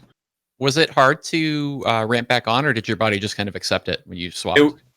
I was really careful about it because like 23 years without meat is a long time. So I was very slow. It was a very, very slow build. Like one little bite, and then the next day one little bite, and there was some mental hurdles to overcome and stuff, but got back into it, and I can just eat it regularly now if I want to. And now when GSL has pizza, you can have it. It's great. That's true. Yeah, I can. We don't get crowds anymore because of coronavirus, so I guess I still haven't gotten to take part in that, but maybe one day. All right, Polly, thanks for the question. Jucha asks, I've never played Brood War or Beyond the Campaign, and I'm thinking of starting to play 1v1. My problem is that it feels like there is too many places to start from and too many things to focus on. How do you think I should start, and what race do you think will be best to start from? Okay, so if you look at this week in StarCraft, there's a few leagues and groups that have started up for people trying out Brood War, because there's still a lot of people that want to try the game out, but it's a hard one to get into in a lot of ways, and I think there's less content to get into it. I think watching Day 9's Let's Play StarCraft series that he made after Remaster came out, I've been told is one of the best ways for new players. It's hard for me to give people this type of advice because I have been playing extremely competitively since like 1999. So it's hard for me to get into the shoes of someone who hasn't lived and breathed this thing for 20 years, right? Race-wise, and it's not a meme. I've done this to myself, truly, but Protoss is the beginner race. Mechanically, it takes a lot less than the other two races. It's a lot sturdier. Your units are stronger. It's easier to play. It requires less APM and things like that. So that's probably the one that you want to start with. Yeah, hope that helps. I've done it to myself. I'm not even going to look at the chat. I'm not even going to look. All right. Here's my favorite right here. Ass Rash asks, hello, I enjoy gaming, but I've gotten so busy that I've had to mostly stop so I can get stuff done. Can you think of any example of how these books have helped you in other areas of your life outside of competition, perhaps in work or even relationships or parenting? Love, Ass Rash asks. All right, Ass Rash asks. So guys, we talked about this just very briefly at the beginning about how these books help you more than in just StarCraft, but in life in general. Can you think of anything, some examples of how they've helped you in other areas of your life that are not gaming? Bruce Lee Striking Thoughts, talking about your own uniqueness as a person, your purpose and mission in life, and how that is the anchor point that prevents you from being blown away in the wind of all the different backseat life advice that different people give you. We all stream, which is probably the worst end of it. But if you go live, there are people who will show up and tell you that you should be more or less tan than you are, more or less buff than you are, that your diet should be different than it is, that your playstyle should be different than it is, that your manner of speaking should be different than it is. And it's impossible to please everyone and be the catch-all person that everybody likes. You've got to figure out who you are in the most basic, simple sense. What defines you? How are you unique from other people? Bruce Lee talks about that a lot, and holding to that core of your mission and your purpose. Other people don't have to necessarily like it. If you stand for anything, there are going to be people who stand against you. So having that cultivation of your own mission, purpose, and then driving your force of will in that direction has a ton of application that isn't really video game specific. That's just life advice. Great one. Super, super good. Since Neuro touched on the sort of like emotional aspect, I'll go the other way and talk about sort of, technical, like nitty gritty. How do you learn? For me, a lot of the strategies in Make It Stick are super applicable to kind of life in general. Anytime I want to pick up any new skill, mostly the notion of like the retrieval practice and the sort of effortful recall, right? That notion of if it feels hard and like, oh gosh, I'm not even sure if I'm learning. I feel like I'm struggling. That sensation used to really scare me and used to make me think, oh, I don't want to do this, right? And now that I know, the best science that we have available on it says that that's when the learning really is happening, kind of makes me feel a bit more bold to sort of tackle those scenarios that would feel scary otherwise. And now I try to like set that up instead of, kind of shying away from it. I really got to read that book. It sounds so good. It's a good one. Yeah. For me, the book I brought up that probably hits that the best would be Deep Work by Cal Newport, because it's much less about the gaming stuff. It's still applicable to that, but it's more about like how to set aside distractions and get yourself into a more creative mode, a more hardworking mode, a more deep thinking mode in your life. And that's something that I literally, non-gaming friends as well, I suggest them that book, because everyone has deep thinking and work that they need to do, or creative work that they need to do, in any aspect of their life, whether that's their job or other passions, or figuring out like, oh, how am I going to get my kids to college or whatever. Like, this book can help you to create an environment for yourself where you can do that. I think it's really useful for everyone. It's like a must read. All right. Hope that helps. Ass Rash asks. Thanks for your question. And good luck with that. Combat Wombat asks, I'm a reflective person, and I've noticed a certain cynicism in myself when watching Zerg players. Once someone is in that mindset, games are less interesting. I think managing public perception is important. Do you think balancing casting, pro mentality, or something else can prevent such cynicism? Is it talking about that Zerg is too strong or too weak or what? For sure, I think what he's looking at, and we've seen this kind of trend within, like, on StarCraft Reddit and stuff. People are like, Zerg has won X tournaments in the last 3 years, you know? So I think people in general are like, oh, but he's playing Zerg, so it doesn't count or something like that. Yeah, I mean, a really important factor that applies to life in general is that no contest is perfectly fair. And sometimes focusing on the unfairness can be productive if it's going to lead into some conversation involving change. But a lot of it is unproductive. So you should just accept them as the facts of the battlefield and then deal with that. So you could look at, historically speaking, the different win rates of the different matchups and that kind of thing. And it's not terrible right now, but it's not perfect. But it's what we got to work with. So yeah. Also, like, for instance, if you're watching a Zerg, like, let's say, let me name 2 players that are somewhat similar in skill. Like, let's say it's Lambo versus Showtime, right? Let's say Lambo wins, and you're kind of like, well, he's Zerg. It's like, okay, but I mean, even if it's like the Zerg power like helped him through a little bit there, these players both have worked unbelievably hard to get to where they're at, and they actually are very similar levels. So, like, this. I don't think it's really right to throw away results. It, like, Dark won the world championship, and Zergs did very well last year, and they did well in the world championships. But, like, Dark played like a beast, and he was someone that we were looking at to win a world championship at some point, right? So I don't know. I maybe thinking about it in that way can help a little bit. it is also tradition to make balance memes and that kind of thing. It's part of the fun too. Like, I wouldn't take every Protoss Imba like seriously. Sometimes you just say that as part of the fun of you got Protoss or whatever, and that's part of StarCraft culture to a point. I think a lot of people do it in good fun. Yeah, and that's okay too. Yeah. Well, good luck with that, Combat Wombat. Hope that helps you. Thanks for the question. Sate Zero asks, I'm too exhausted to bring you thought-provoking goodness or highbrow trolling. I will recover and return stronger than ever. Name one movie most people love that you actively dislike. Not one you feel meh about, but an actual distaste for. Recommend one music album released in 2020, any genre. Okay, I got my movie, Clockwork Orange. It just makes you don't like that one. It makes my stomach turn with how evil the character is. I understand what they're doing with the whole production and stuff, so I can see the art in it. It's just unpleasant for me to watch. Okay. And then an album released in 2020, any genre. I've got you with the Twitch chat link. Psychonaut, Unfold the Godman. Really interesting metal album. It ranges over a lot of different genres.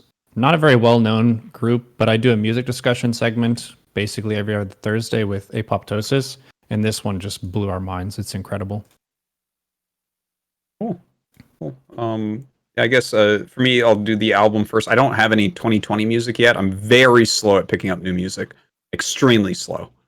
So normally I start listening to songs years after they've been out, but one that I like from 2019 at least, from the album After Hours, the song is Blinding Lights. I love that song right now. That is amazing. So good. I haven't listened to the whole album yet, but I will eventually. I'm very slow, as I said, with music. But a movie that I actively dislike that a lot of people like, basically all of the Jim Carrey movies from my childhood era. I have never actually encountered anyone less funny than Jim Carrey. No disrespect. I always thought Ace Ventura and The Mask and all this shit, I'm like, this is fucking terrible and it's not funny at all. And all my friends liked it and fucking alrighty then. And I'm just like, this shit is terrible. It's not funny at all. So yeah, I actively dislike those movies. Isn't that the worst too? When you're the only one who it doesn't strike funny, right? Yeah. Everybody else is doing lines and bits from the thing. Oh, yeah, so much. Those were so popular in my childhood, and I'm just like, I I don't get it. It's no good. His expressive face is a big inspiration for me. So in that sense, I have a really high respect for his just facial kinetic intelligence. He is very good with his face. There's no question. I will admit that part. Aoret, do you have a movie you actively dislike other people like? I have the same thing that you just described with Will Ferrell movies. Chat, please don't hate me. Yeah, I don't know. It just doesn't do it for me. And it's that same thing, right? Where it's like everybody else thinks it is the funniest shit that has ever existed in life. I do. Right? He's fucking hilarious. I love Will Ferrell. And it just doesn't do it for me, man. And so people talk about it, and I'm just kind of like, yeah. Just try not to really go there, you know. That's funny. Yeah. Now I'm on the opposite side of the Jim Carrey thing, and I understand how my friends feel when I tell them I don't like that. I'm like, really? Huh? He is hilarious. That's very odd. I'm glad I could be that for you, Artosis. Yeah. Thank you. What about? Do you have an album from 2020 that you like? Ooh. Yeah, I'm a little slow on the uptake on that too. I don't think I have a good answer on this one. Okay, no problem. Thanks, Saint Zero. I think that was still a good question. Cheers. Thanks for that. Red Gunner Guy asks, Mr. Artosis and Mr. Nero, how do you get out of tilt ASAP? Example, you're laddering, starting to get angry, and there's a phone call for you. How calm down ASAP? Mr. Aoret, I need tips for programming and getting good at programming help. Finally, how to get more people to enter Maturino codes. Yeah, I'm not sure about the Maturino code thing because I've never measured it, but maybe open it up during stream and show them how easy it truly is and that it really helps. Maybe that'll help you. But yeah, so how do you get out of tilt ASAP, Nero? Step outside. If I reach a level 7 tilt or higher, I need to do something physical with myself. I can't really just reason out of it because I'm that pissed. So if I really get tilted, there's a point where I go for a run every time. That is an easy way for me to take 1 or 2 points off of my overall tilt. I had a Sunday recently where I was just really rustled, and I was probably at an 8 out of 10 of just anger and frustration. I went for a run, that got me down to about a 6, and then I had a nice full meal that knocked me down another 1. And you can just gradually figure out what behaviors help you to calm down. Stepping away from the game is really good, and focusing on the big picture of where your life is, and practicing gratitude is maybe the strongest mental behavior that I've done that helps me to recover from tilt. Being thankful for the opportunity to even play a video game like StarCraft and to enjoy that process is something that not a lot of people have been able to do. StarCraft didn't exist 100 years ago. So it's really cool that we get to hone our skills and express ourselves in this space, even if it's fucking obnoxious sometimes.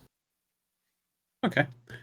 For me to get out of tilt, generally my tilt goes away about 3 hours after stream. If I had a really terrible stream, 3 or 4 hours later, I'm in a good mood and looking forward to playing the next day. If I need to get out instantly, basically if my wife sees that I'm in a really bad mood and she heard a bit of cursing coming from the office because those Protosses did something to me that I didn't like, if she hands me a child, one of my children, it actually snaps me out really fast because it's this little kid who loves the shit out of me, and it's why would I be angry about a fucking video game? I have a child here in my hands, so I just instantly get out of it then. So that's helpful. All right, you can answer that one too if you like. How do you get out of tilt quickly? You're not just a programmer to me. Fair. I think for me, a lot of it is so I pretty much only ladder when I'm streaming. And the conceit was always I want to force myself to have better behaviors because I am on camera, right? And I didn't really want to sort of tilt a bunch while streaming. But the other thing was there's an opportunity there to model what I think are better behaviors, right?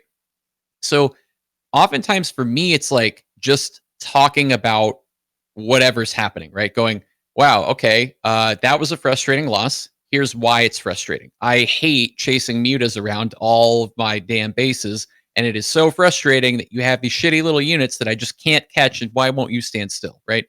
And so just kind of doing the introspection, right? And talking about it kind of tends to get me into a slightly better place. I think I like Neuro's concept of like what's sort of your terror alert level of tilt, right? I don't think if I was really, really deep on the tilt scale that would help me.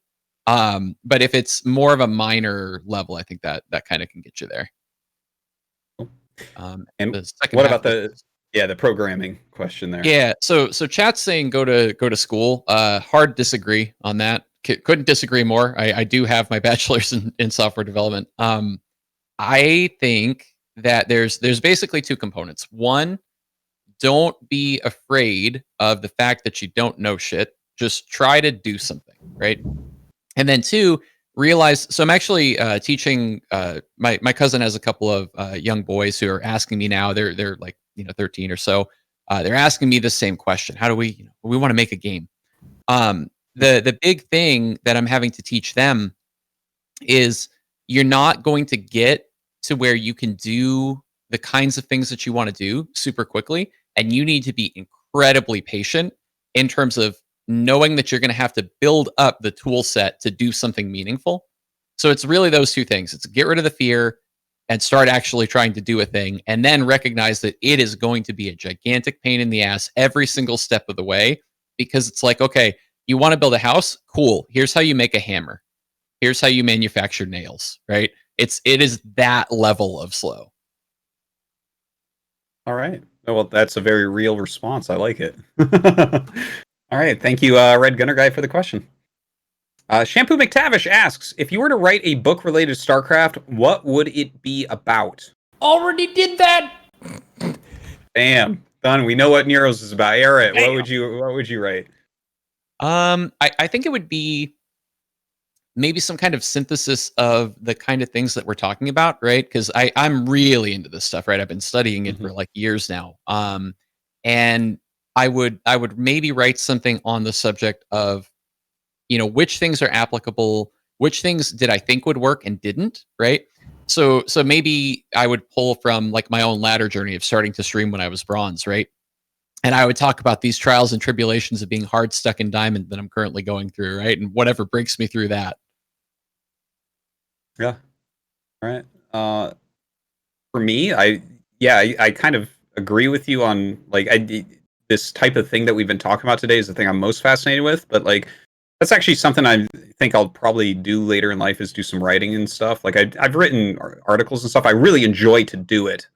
Right now, I'm just very busy, so I don't enjoy it enough for it to take over playing StarCraft. But I don't know. I would like to write on everything StarCraft involved because it's just like it's kind of the biggest part of my life, and I'm interested in all the different aspects. But yeah, a lot of the stuff we've been talking about today, like how to make decisions and how to practice and things like that, I think are the most fascinating ones to me personally. Mm-hmm. Thank you for the question, Shampoo McTavish, and check out Nero's book, $1 on his Patreon. That's so easy. Oh my god, $1? It's free. What a deal! What a steal! Yeah. Optional player asks, no question. I simply appreciate that discourse about mental health that gets brought up semi-regularly in this show. It needs to be discussed, not only about video games, but in general. A lot of what has been said in this and past shows also apply elsewhere in life. Thank you, thank you, thank you. Oh, you're welcome, you're welcome, you're welcome. Glad that you appreciate. We do our best. Fridge Raider asks, you're tasked by an evil overlord who tried out StarCraft and got mad after being canon rushed their first game to get rid of one of humanity's greatest inventions in order to change humanity's progress. What key invention do you get rid of? What do you think the outcome of that would be?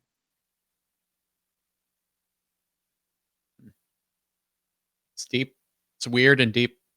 I was playing Iron Harvest yesterday. Did you guys see this? The new RTS game. I was joking that like it's the timeline where the caveman who invented the wheel fell down a cliff and never got to show anyone the wheel because it's like basically a bunch of shit that should have wheels now has legs. That just made me think of that. It was kind of funny, but oh, that's fantastic. Yeah, what would I get rid of that humanity invented? In a way, I sort of disagree with the premise of the question because most inventions are created to fill a void where there's a pain point. Mm-hmm. So if you remove that invention, then the pain point comes back, and then someone's probably going to invent it again. But what if you could prevent it forever? Yeah. You just like hit the erase button, it's gone. But why would you do that? This is an evil overlord. I don't want to work for this person. Fuck that guy. Ooh. He prevents the evil overlord from being invented. I don't know. Like, I tell you what, when I was a kid, I was so into things like samurais and ninjas and knights and stuff that, like, as soon as any story would hit, like, the phase where they had guns and they would just shoot the fucking guy on the horse, I'm like, no, I hate this. So as a child, I would have been like, oh, let's just get rid of guns and, like, you know, we'll have just swords forever. Like, imagine we still carried swords and shit and we had to be samurai still. That'd be cool, right? I don't know. Yeah, no gunpowder. It's not bad. If you really wanted to screw humanity up, no internet's a pretty good way to go. You take that back, boy. Take that back. Well, it was a good run, everybody. I'll probably never be back. Glad I could be on the show today. No cell phones would be cool. Cell phones have really fucked people up, like truly. I was telling my family that we have a lot of movies and stories about zombie apocalypses and stuff, and how it's some virus or some experimental thing that spreads among people, but people walking around in the cities looking down at their phones and not where they're going, that is the actual zombie apocalypse of the world. Yeah. And it made everyone worse at everything. Like, I don't need to remember anything or know anything or have solid plans anymore. Like, remember when you guys were kids and it would be like, your mom would, like, pick you up at a certain time at a certain place and you fucking had to be there. Like, that's it. Because you don't have a phone to call her and she doesn't have a phone in the car to pick up. Or maybe I'm just way older than you guys, but, like, yeah, that was a real thing. And people being on their phones in the middle of a conversation and not paying attention to you, but looking down and reading that. Oof. That's the worst. That is such a sign of disrespect. Hate it. Be with the people you're with. I get rid of cell phones. I've decided. That's it. Throw it out the window right now. Yeah. Well, no, I need this. It's it's for work. Okay. Refrigerator. Thank you for the thought-provoking question. Some drunk Canadian asks, after a day of zealot rushes and nidus worms, you decide you want to go for a nice bike ride to clear your head, but then you realize you live in Vancouver and your bike has been stolen. Fuck it. You need a drink. What are you drinking? Sending much love from, hey, where the F did my bike go? I'm so sorry. Some drunk Canadian. He lost his bike, I guess. It's too bad. I hate it when shit gets stolen, man. Terrible. For me, it depends on what my mood is, but green tea, I think, gives me a lot of clarity and peace. I like having a warm beverage if I'm feeling kind of sad or down. Coffee, I usually have it too strong, where if it was the middle of the day, I probably shouldn't have more coffee, so I'm going to go with green tea. Okay. If we're talking alcoholic beverages, gin and tonic is nice, or whiskey sour. Very good. What's you, Aoret? Sure. Yeah, drink of choice. If we're talking alcohol, I can actually only have whiskey. My absolute favorite one in the universe is by Bruichladdich. It is a Port Charlotte. They do like some limited edition, like 10-year thing. And I have a bottle that I've just been having the tiniest little bits of for like a year and a half now. Yeah, that's the good stuff. I'm a big coffee guy too. I do like 3 cups a day, which is probably on the edge there where it's maybe a little too much, but yeah, I like a good cup of coffee. Yeah. I like coffee as well. I do. I have reduced myself to 3 cups a day because I started getting way too much heartburn to the point where my wife is like, how many cups are you having at night here? I'm like, yeah, I should have had that cup there. It's a bit too much caffeine. But yeah, as far as drinks go, nowadays I think I like whiskey pretty much. That's my favorite. I do like a gin and tonic though; those are tasty. Yeah. All right, thank you for the question. Some drunk Canadian. Sorry about your bike. Bleckfost asks, I just want to say thank you for showing me the inner game of tennis and the mental game of poker. I hope for more interesting recommendations of books in this episode, even if I still didn't manage to finish both books. Much love and keep it up. Greetings from Sleeping Germany. Yeah, no, those 2 books I think are in my opinion, the 2 best ones that we talked about today overall. But yeah, Aoret has a book club, so check that out. We'll talk more about that as we close out, but you can definitely always get more recommendations. I think all 3 of us quite like this type of thing. Mhm. All right, 2 more questions. Paragleber asks, do you watch any documentaries on TV/Netflix or any non-gaming YouTube channels? Any such video content that gave you useful knowledge for life in the way that books did, or that you would otherwise like to recommend?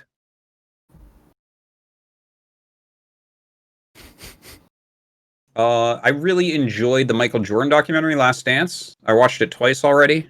I like sports biographies and stuff. They're just kind of motivational and cool. And I I liked basketball a lot during that period, so I was kind of reliving. Well, during part of that period because I wasn't born yet when he started playing, but um, yeah, I really liked that one. And yeah, I mean, I take away stuff from anything sports related for StarCraft all the time. I mentioned Bruce Lee's documentary on ESPN. I just looked it up. It's called Be Water.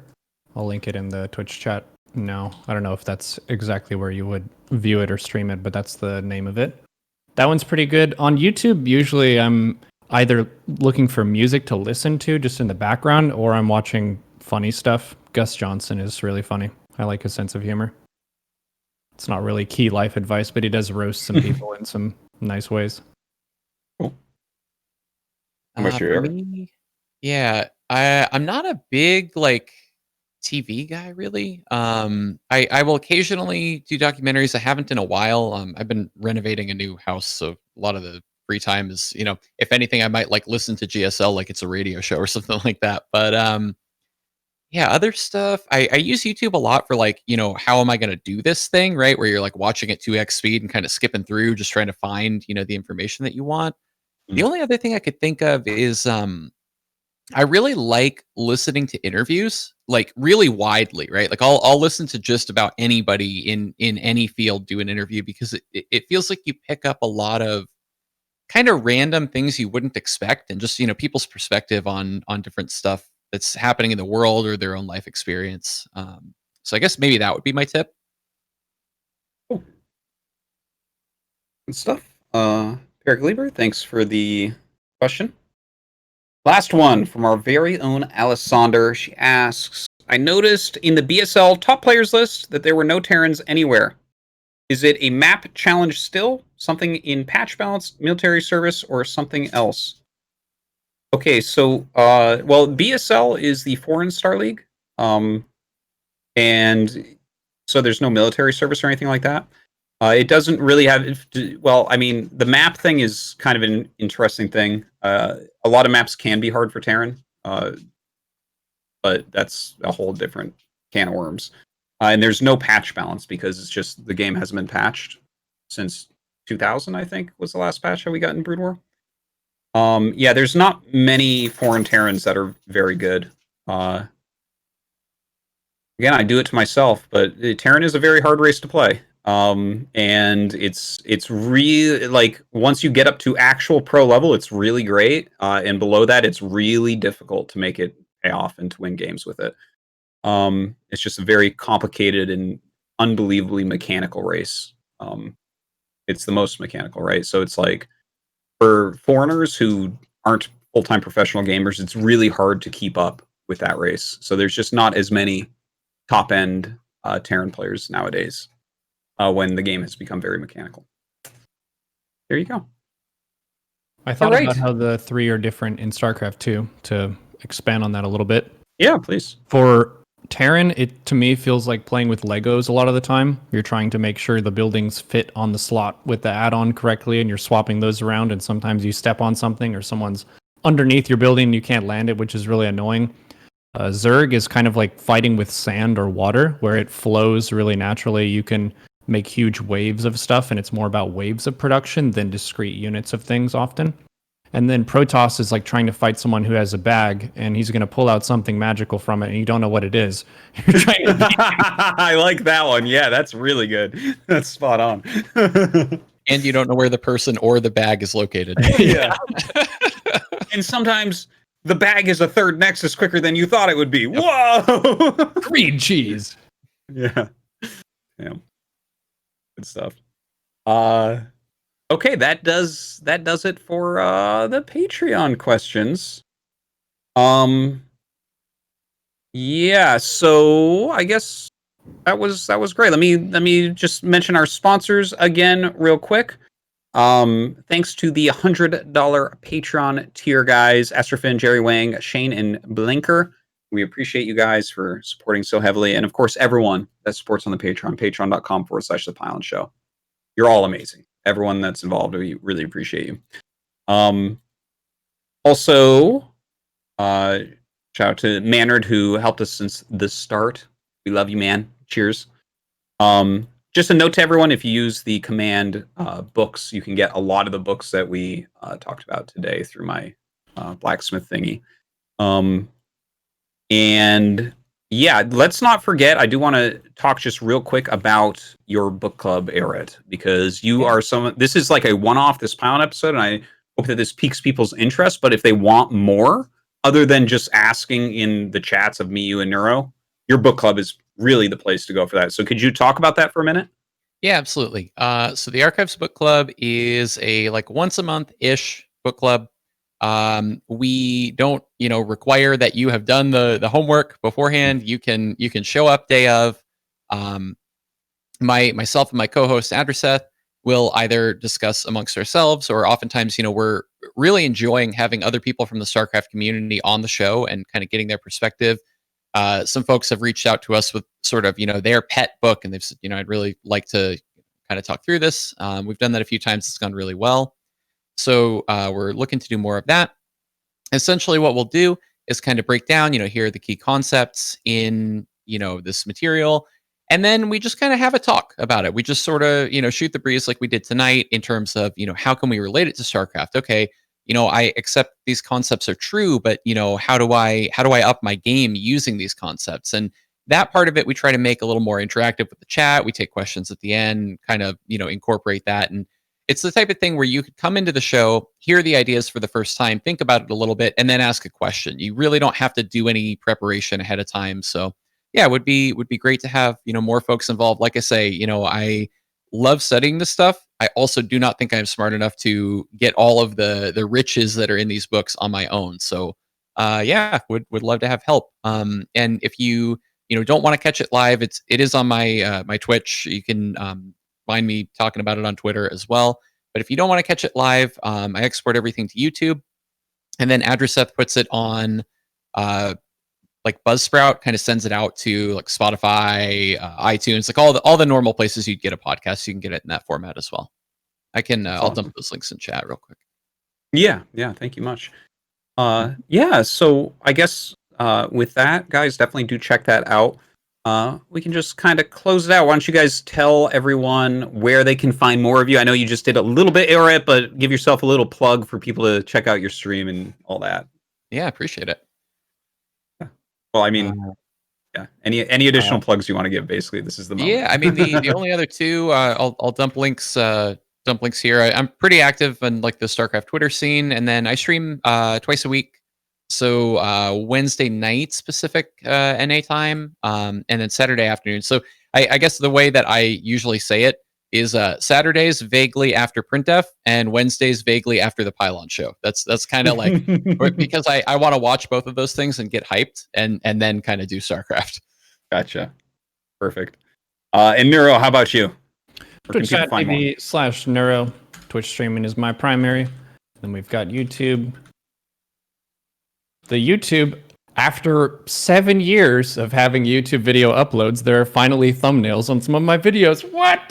Whoa! It's a massive step. I know. Twitter, I use sometimes. I've really been trying to stay off Twitter quite a bit, and I would recommend other people be aware of the social media that you're consuming. The world is on fire, figuratively and literally right now. Stay safe. Take some time just to be with people IRL. Have a face-to-face conversation. Read a book. Take a bath, take a walk, like stay strong. I know stuff is really hard. I'm feeling it too. And it's an interesting period for us. With streaming, there's that public perception. I initially thought when 2020 hit and COVID and all that it was like, oh, I work from home. Lol, doesn't affect me. But then you realize that this affects everyone's life and we're all part of a community and we can all feel it. So we're in this together. But I believe in us. The human spirit is very strong. we've been through a lot of stuff. This is probably not as bad as World War II, so we'll make it through to 2021. I believe in you guys. Indeed. All right. And as for myself, just follow my Twitch channel. Check out my YouTube. We're working really hard on that. Nice username's helping me. YouTube.com/ArtosisTV. Of course, yeah, the Twitch channel that you are watching this on right now. Yeah, I guess I don't know. That's it. That's it for me. I stream a lot.